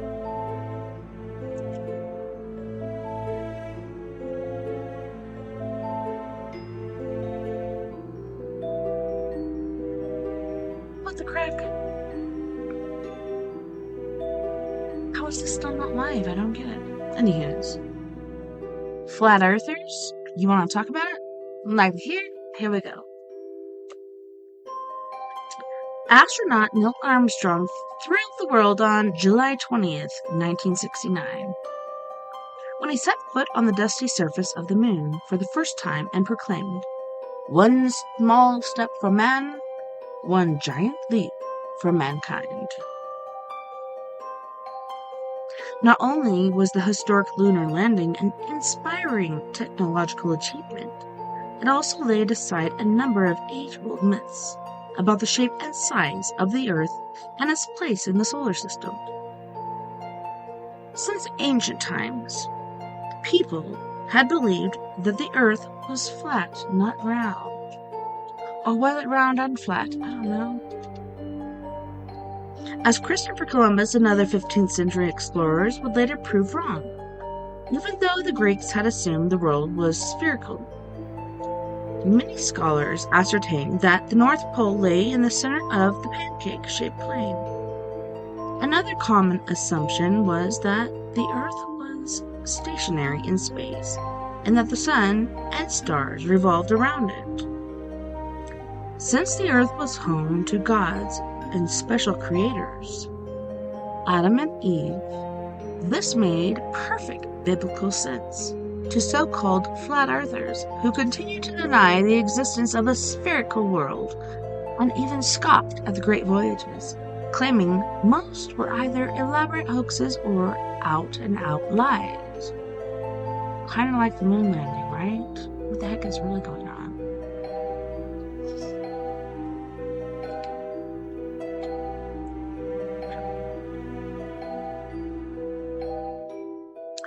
Medieval thinkers point to the Bible to prove the theories about flat Earth. How could the holy books speak of the four corners of the Earth if the planet was a sphere without corners? Such thinking kept most ancient mariners close to the shore until fairly modern times, although a few explorers might have crossed the Atlantic before Columbus, the Vikings being one such group. Most never reached the terrible edge of the Earth because of what stood in the way. Hungry sea serpents, monstrous whirlpools, vine-clogged seas, and boiling lakes of fire.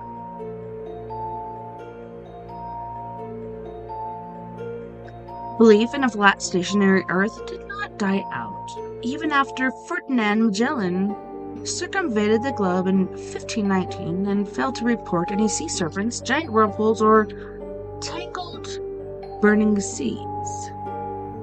Even today, while satellites hurtle around the planet and men walk in space, do they really?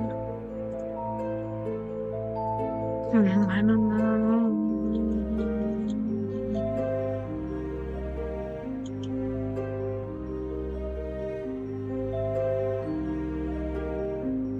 I'm sorry, I'm trying to find my space.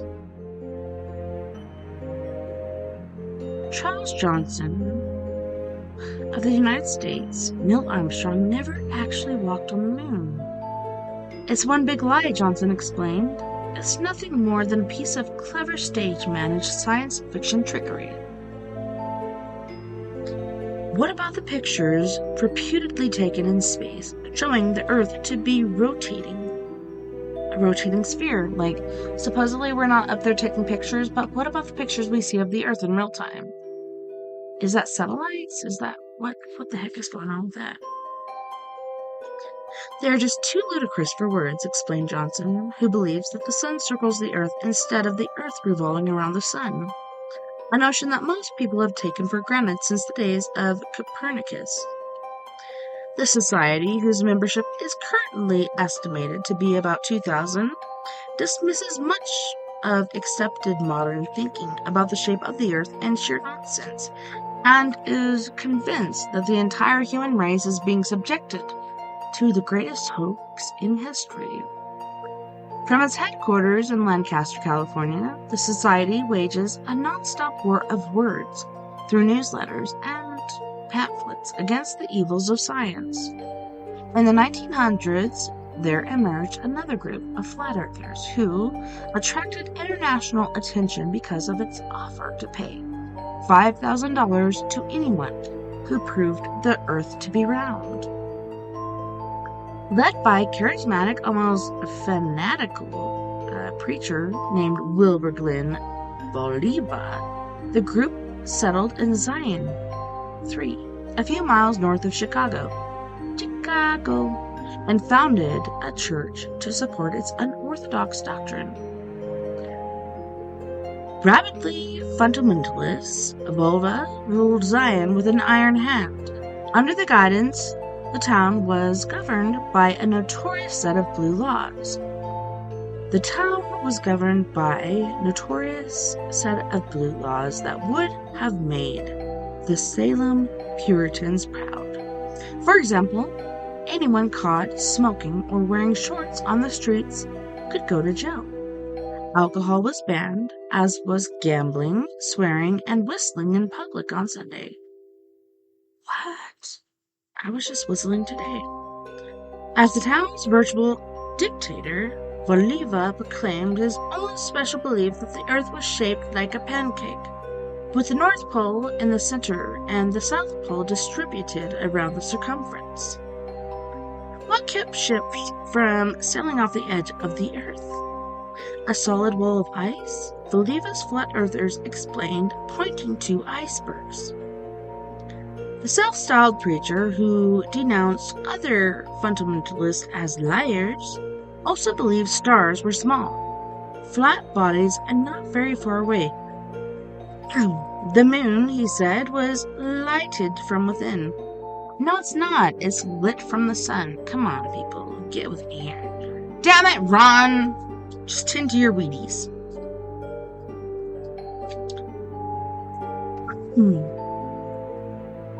He dismissed the notion of the sun's great distance from Earth by saying, the idea of a sun millions of miles in diameter and 91 million miles away is silly. On the contrary, he said, the sun was only 32 miles across, and not more than 3,000 miles from the Earth. Who are you again? Like, what the hell is going on? It stands to reason it must be so, he noted. God made the sun to light the earth, and therefore must have placed it close to the task it was designed to do. What would you think of a man who built a house in Zion and put a lamp to light in Kenosha, Wisconsin? Really doesn't make sense, does it? Even though Voliva frequently traveled, often making trips around the world himself, he never came to accept the existence of a spherical planet. A small, comfortable universe, familiarity, and what passes for common sense.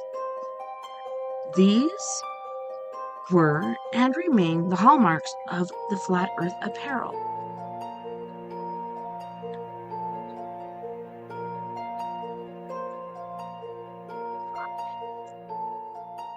Cardiff Giant.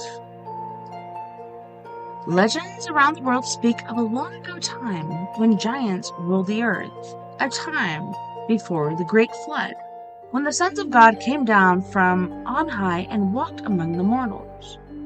They were giants on the earth in those days, the Bible says in Genesis 6:14. And also afterward, when the sons of God had relations with the daughters of men, who bore children to them. The ancients accepted these legends as fact. Gigantic warriors, offspring of the gods, were found in almost every culture, from the desert kingdoms of Egypt to Mesopotamia, and to the verdant hills of Greece and Rome. During the Middle Ages, the unearthed bones of prehistoric beasts were believed to be the bones of this vanished race of giants washed away in the deluge. By the middle of the 19th century, advances in new sciences like geology, paleontology, and archaeology had all but destroyed the old myths. They call it mythology, but pretty sure it's, ancient history.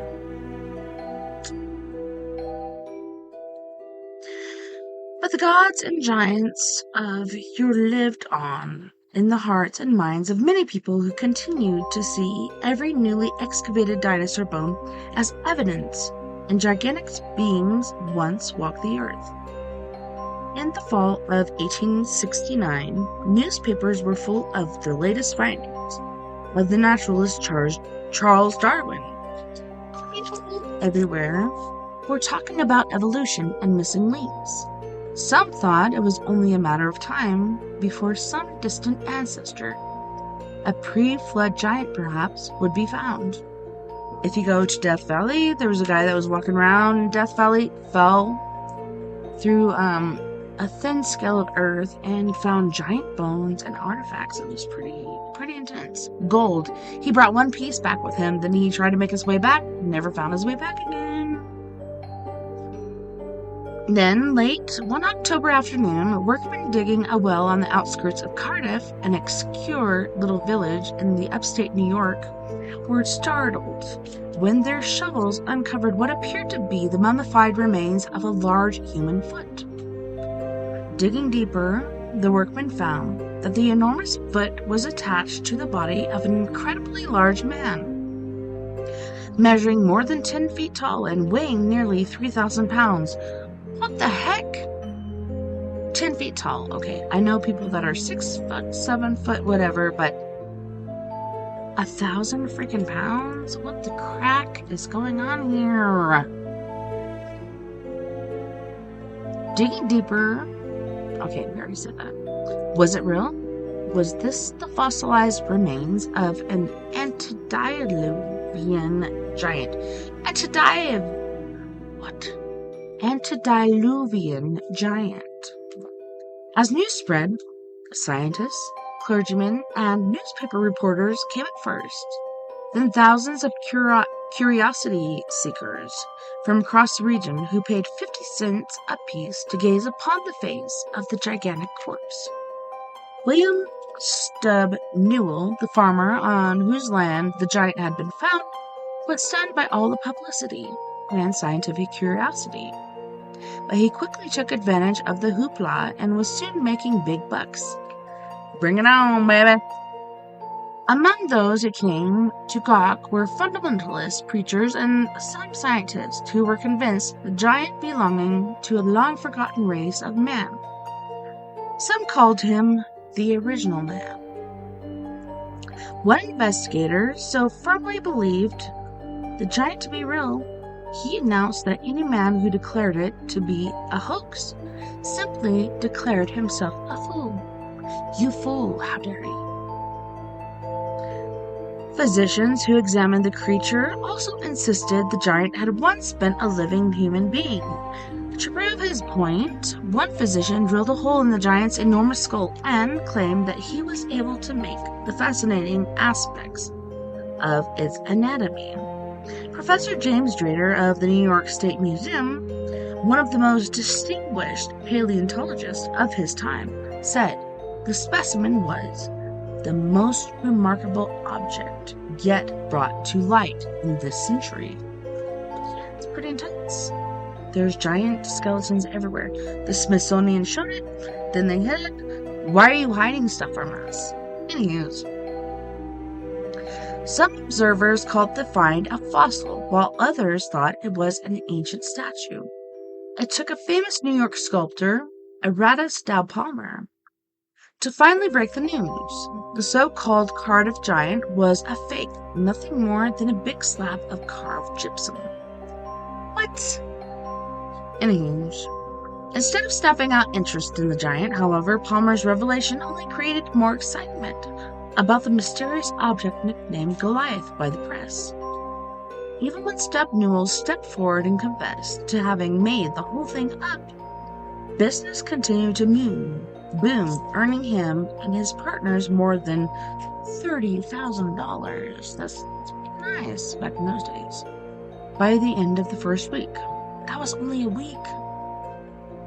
The Cardiff giant was so popular, in fact, famed showman P.T. Barnum manufactured his own giant after Newell refused to sell it to him for $36,000. The Cardiff giant was actually the brainchild of Newell's cousin, New York cigar manufacturer George Hull. An avowed atheist, Hull had hatched the scheme for the sole purpose of getting even with a fundamentalist preacher with whom he had recently been arguing over the biblical origins of man. Hull decided to teach the preacher a lesson. He bought a large block of stone in Fort Dodge, Iowa, and then transported it to Chicago, where a crew of sculptors pledged to secrecy fashioned it into the likeness of a giant human being. To make it look authentic, he had hundreds of large darning needles inserted into a block of wood. Before the mention, it all was saw all over the body to stimulate the pores of skin. Finally, after hosing the giant with sulfuric acid to make it look old, Hull loaded his creation into a bronze box and had it transported by train and wagon to Newell's farm, where it was buried by night to await the great moment of discovery. Everything went according to plan. Exactly 1 year later, workers hired by Newell and Hull discovered the oddity while digging a well. Although they made a fortune for their hoax, many reputations were ruined, including that of the preacher, who had accepted the giant on faith, and of numerous scientists who had staked their careers on its authenticity. And it was a forgery. The crack. In 1947, the Cardiff Giant was acquired by New York State Historical Association for $30,000 and placed at the Farmers Museum in Cooperstown, New York, where it is on public display. Fountain of Youth. I think we can get through this. Before the European conquest of America, Caribbean legends told of a wondrous kingdom far to the north where people could drink from a certain stream and live like young men forever. Could you imagine? That'd be awesome. The Fountain of Youth, as the stream was called, was supposedly located somewhere north of Cuba, in the mysterious land called Florida. So mysterious, there's so many quacky people here. Don't drink the water! Which could have been anywhere from modern-day Texas to Carolina coast. The legends were similar to dozens of old-world stories about life-giving rivers, lakes, and streams that had been around since the dawn of time. In fact, some researchers suspect the Indian stories might have actually been based on versions they had heard from shipwrecked European mariners who, centuries earlier, had preceded Christopher Columbus to North America. Myths about magical fountains feature prominently in Icelandic literature, so could have been brought over by Viking explorers more than 1,000 years ago. These myths also matched Greek, Germanic, Roman, and even Hindu legends about life-giving waters, down to supposedly magical settings. The River of Immortality offered eternal life for the Semites, and the Pool of Youth provided renewed vigor for the Hindus. Such realms went by a variety of names. The Land of Apples, King of the Fairies, Oberon, Morgan Le Fay, and the Land of Blessed, where old age and disease could be washed away by either bathing in or drinking special waters. Here pretty soon. I have about 20 minutes left. Okay. Go on. Because Dad and Floyd are being big fat jerks. I'm sorry. Just because I looked under the cushion 3 times and didn't see the remote there. Yeah, it gets lost pretty often. And he looked under the cushion and he was like, "Oh wow, Under probably where he was sleeping. Then I yelled at him to stop, and Dad was just like, "He said you would be pretending to stop." What? Anyways, I'm sorry. That's not cool. In the late 14th century, Sir John Mandeville wrote that the Fountain of Youth was only 10 days' journey from where St. Thomas Church was to be found. And if one invited, he is Hul, aka Cruel, of Ale, ways young. Some men Kleppen, aka Call, at the Well of Youth. And in 1530, Peter Martyr said, there is an island about 315 leagues from Hispaniola, in which is a continual spring or running of water of such marvelous virtue, that the water therefore, being drunk, perhaps with some diet, maketh our men young again. It's weird how they spell that. Instead of A-G-A-I-N, it's A-G-E-Y-N-E. The crack. Here's New World explorer René Galen de Le Gouverneur claimed that his scouts in Florida had talked with men who had drunk from the Fountain of Youth and were more than 2 centuries old. Can you believe that? More than 200 years old? What? Weird.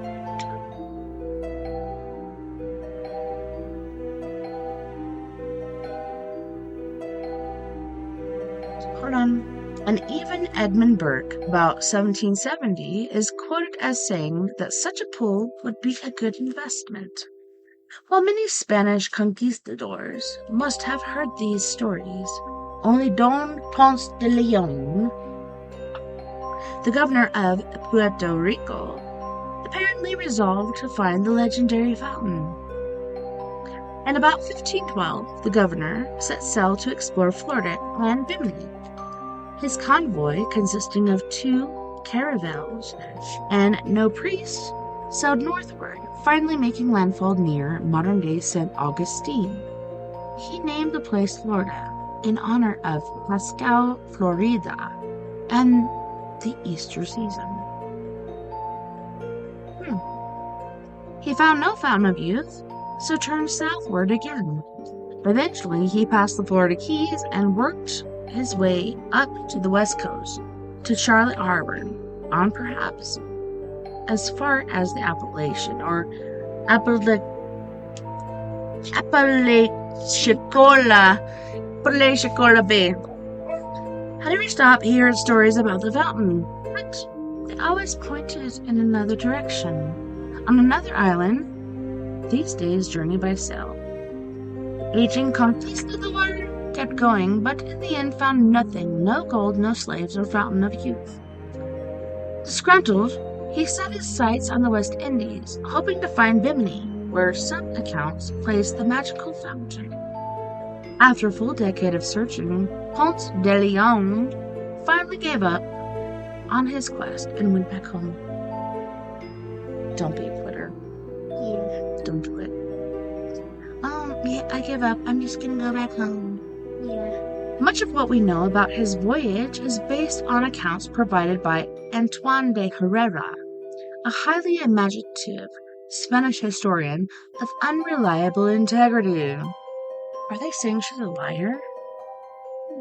Unreliable integrity? Some say Herrera made up the whole thing in order to make his writings more dramatic, thus enhancing his own reputation. Some scholars say Ponce de Leon probably had never even heard of the Fountain of Youth, let alone make it the focus of a decade-long search through the wilds of Florida and the Caribbean. They say the enterprising conquistador was probably doing what everybody else was doing, looking for gold and slaves. Jeez. Herrera reportedly had come across a fanciful Indian story about a mysterious stream of water located somewhere north of Cuba, that supposedly had the power to restore youth. Indians who drank or bathed in these waters were said to live hundreds of years.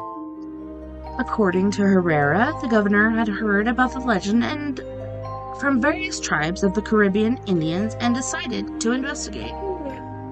One tribe, the Arawaks, is said to have migrated from Cuba northward because of a magical river. where life-giving waters flow pure and plenty. It's probably hidden in Disney World. Yeah. Probably where it's at. Yeah. It's a whole hidden ride in Disney. Yeah, there's a whole hidden place where people go and eat. It's like Club 33 or something. Anyways, it's a romantic tale, one that has endured for centuries. Books, plays, motifs, and documentaries have been made on the subject, making the Fountain of Youth one of the most popular legends of all time. Yet, researchers, mindful of what Herrera had said, and his zealous pen say there is nothing in the pages of Ponce de Leon's original patent from Emperor Charles V to suggest anything but a business-like expedition to explore and perhaps colonize Florida. Nor are there indications from subsequent records to suggest he had the slightest notion about the curious fountain that would follow his name through the ages. Where was the fabled fountain? Some historians place it near Silver Springs and northern Florida, while others point to Georgia, in the vicinity of Okefenokee Swamp, perhaps, or Alabama. Still, others claim it is on the island of Guanahani, San Salvador, or the island of Bimini. Let's go to Bimini, that sounds fun. Yeah. In the event such a wondrous stream ever existed, one could rightfully suspect that it is no longer there, drained away perhaps, or bulldozed over to make room for another parking lot or a theme park. Told you, Mickey Mouse, dude! Mickey Mouse! Yeah, Mickey's got it under wraps. That's why he's still alive. You know, he started in the early 1900s, but that mouse is still alive. Can you believe it? Yeah. I think it's because he is bathing in the Fountain of Youth. Yeah, it's hard to say, hard to tell. What? In a whole hidden, ride, a Donald Duck ride. Oh, yeah? Because it would, go under the duck pond. Mm-hmm. But they closed it down forever because a lot of kids used to go missing. And the original child trafficking. Don't stick your toes in there. And they thought it was one of the employees, but they couldn't tell which one. No, I think they did eventually catch somebody, which was a pedophile. Pedo. But even the gloves. So the gloves that Mickey Mouse and Donald Duck and everybody wears, there's those 3 lines. Guess what? Those 3 lines add up to the Illuminati. What do you think about that? What do you think about Mickey Mouse?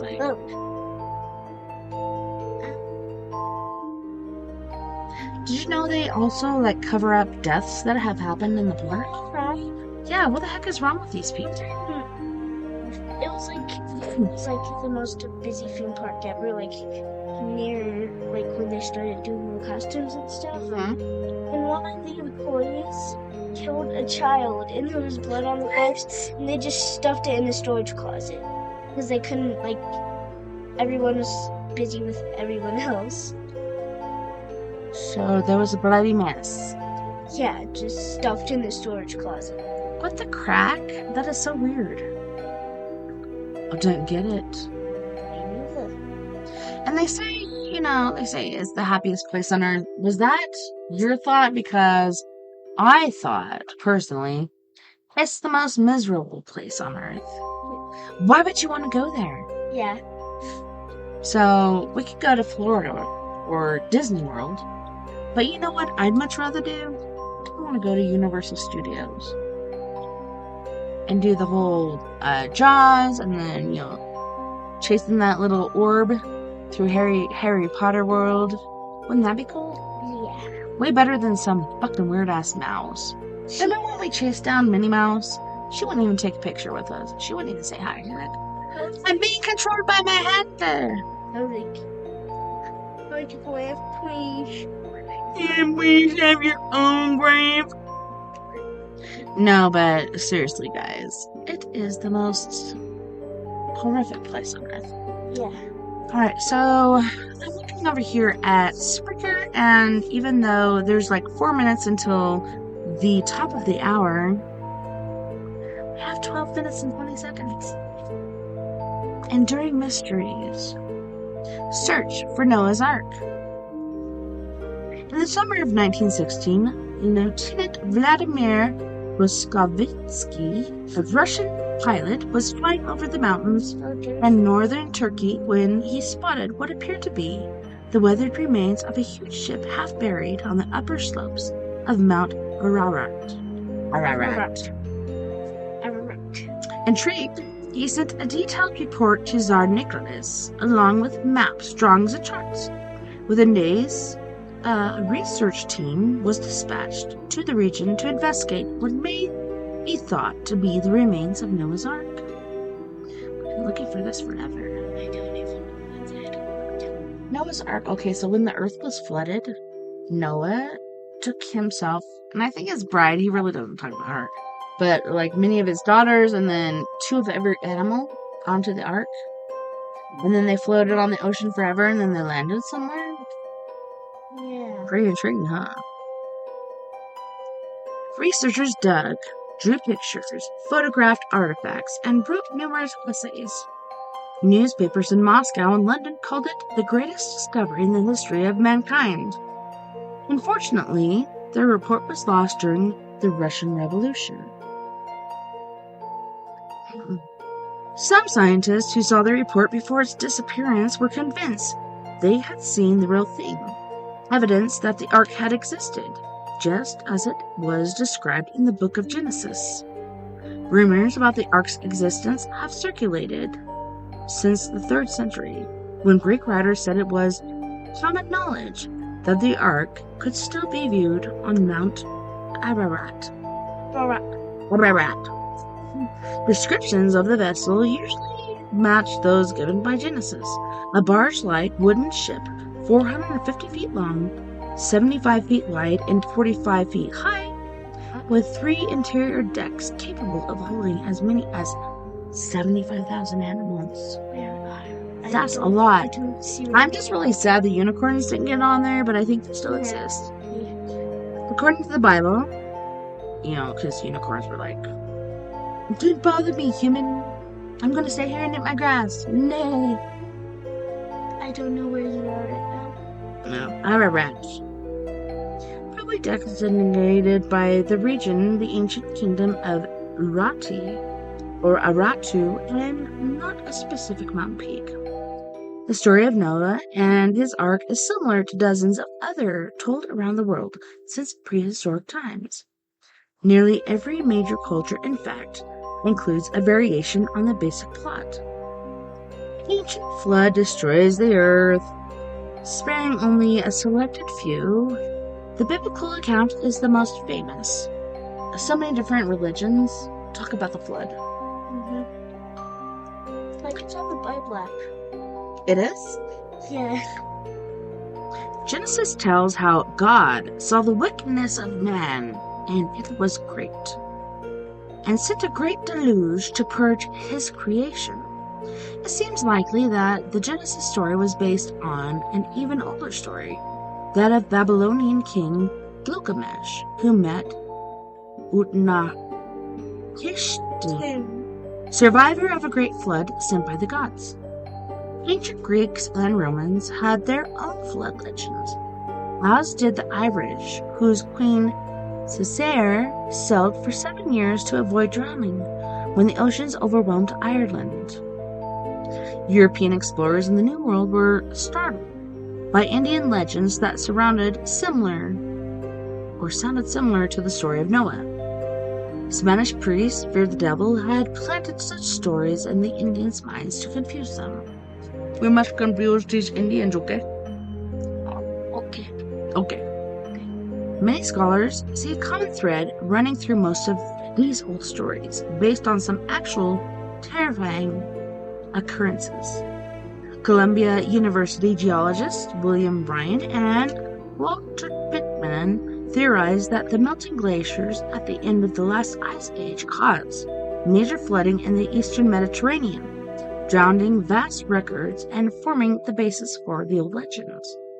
While many experts put the location of Noah's Ark elsewhere, the majority believe the big boat came to rest on Ararat.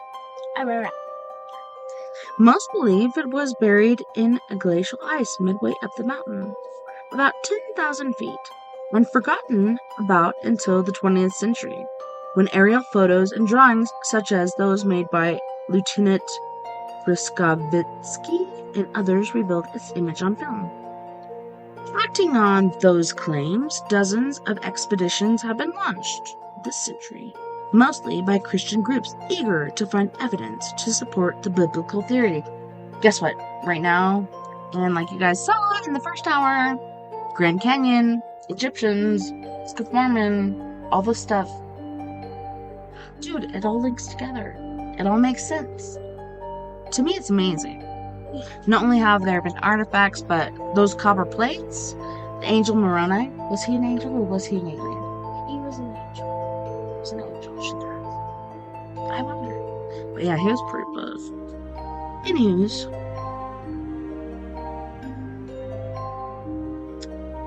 acting on those claims, dozens of expeditions have been launched this century, mostly by Christian groups.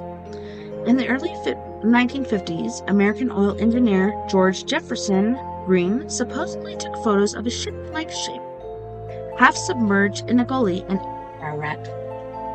What is it called? I don't know. Why is it called Ararat? Ararat. Weird. Ararat.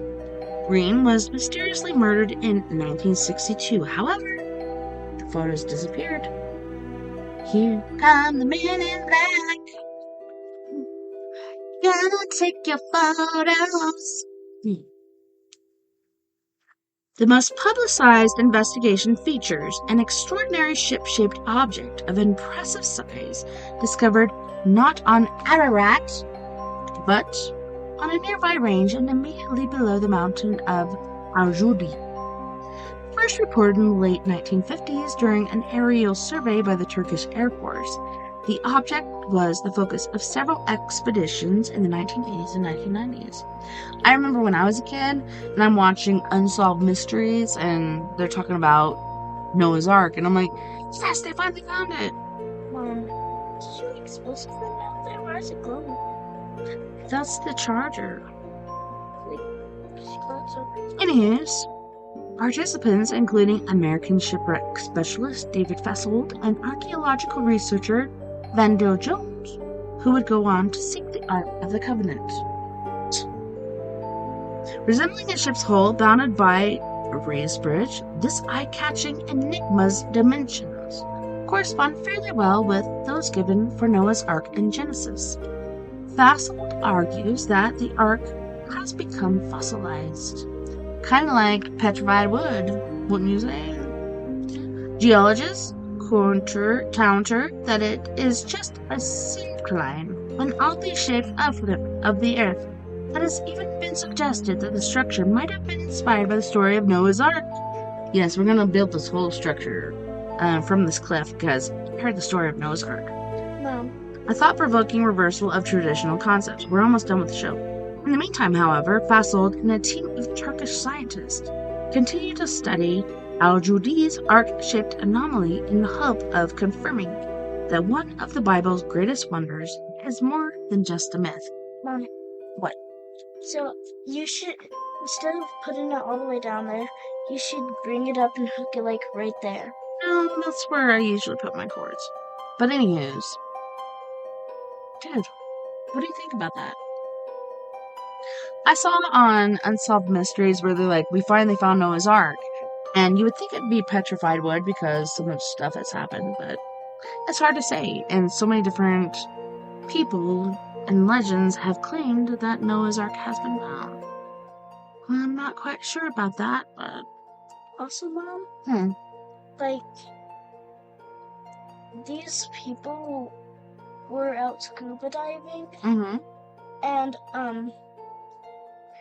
they saw like this giant shark, like megalodon sized.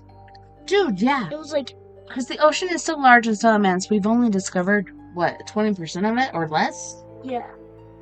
I'm pretty sure megalodons still exist. I do believe in the Loch Ness Monster, Old Nessie. Yeah. I believe in Bigfoot. I believe in aliens. We've all seen spirits. Trust me. Yeah. She's like, trust me. I've seen it too. But anyways, you guys, we gotta do the outro song. Ready? What's the outro song? You can't hear it? No, I can't.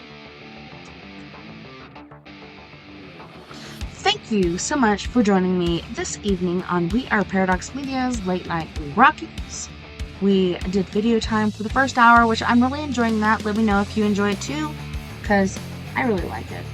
I love watching paranormal videos. And then we finished that off with The World's 100 Greatest Mysteries, Strange Secrets of the Past Rebuild by Randall Floyd. Kind of given up on Reddit ghost stories. It's just been so bad, so corny, so I don't even go in there anymore. But thank you guys so much for joining me tonight on We Are Paradox Media's Late Night in the Rockies. I hope you tune in next weekend. It's story time with me, TessaTNT. Then we have Mr. Steve V. Baby. And we're going to be talking about the mysterious death of Lisa Marie Presley, as well as different other things. Could be the shooting of JFK, or, man, there's so much stuff going on in our omniverse right now. It's pretty intense. Thank you again for tuning in with us. Love you. Night, night, love night. Take care of my news. Take care of each other. Let's raise each other up out of this place we call Earth.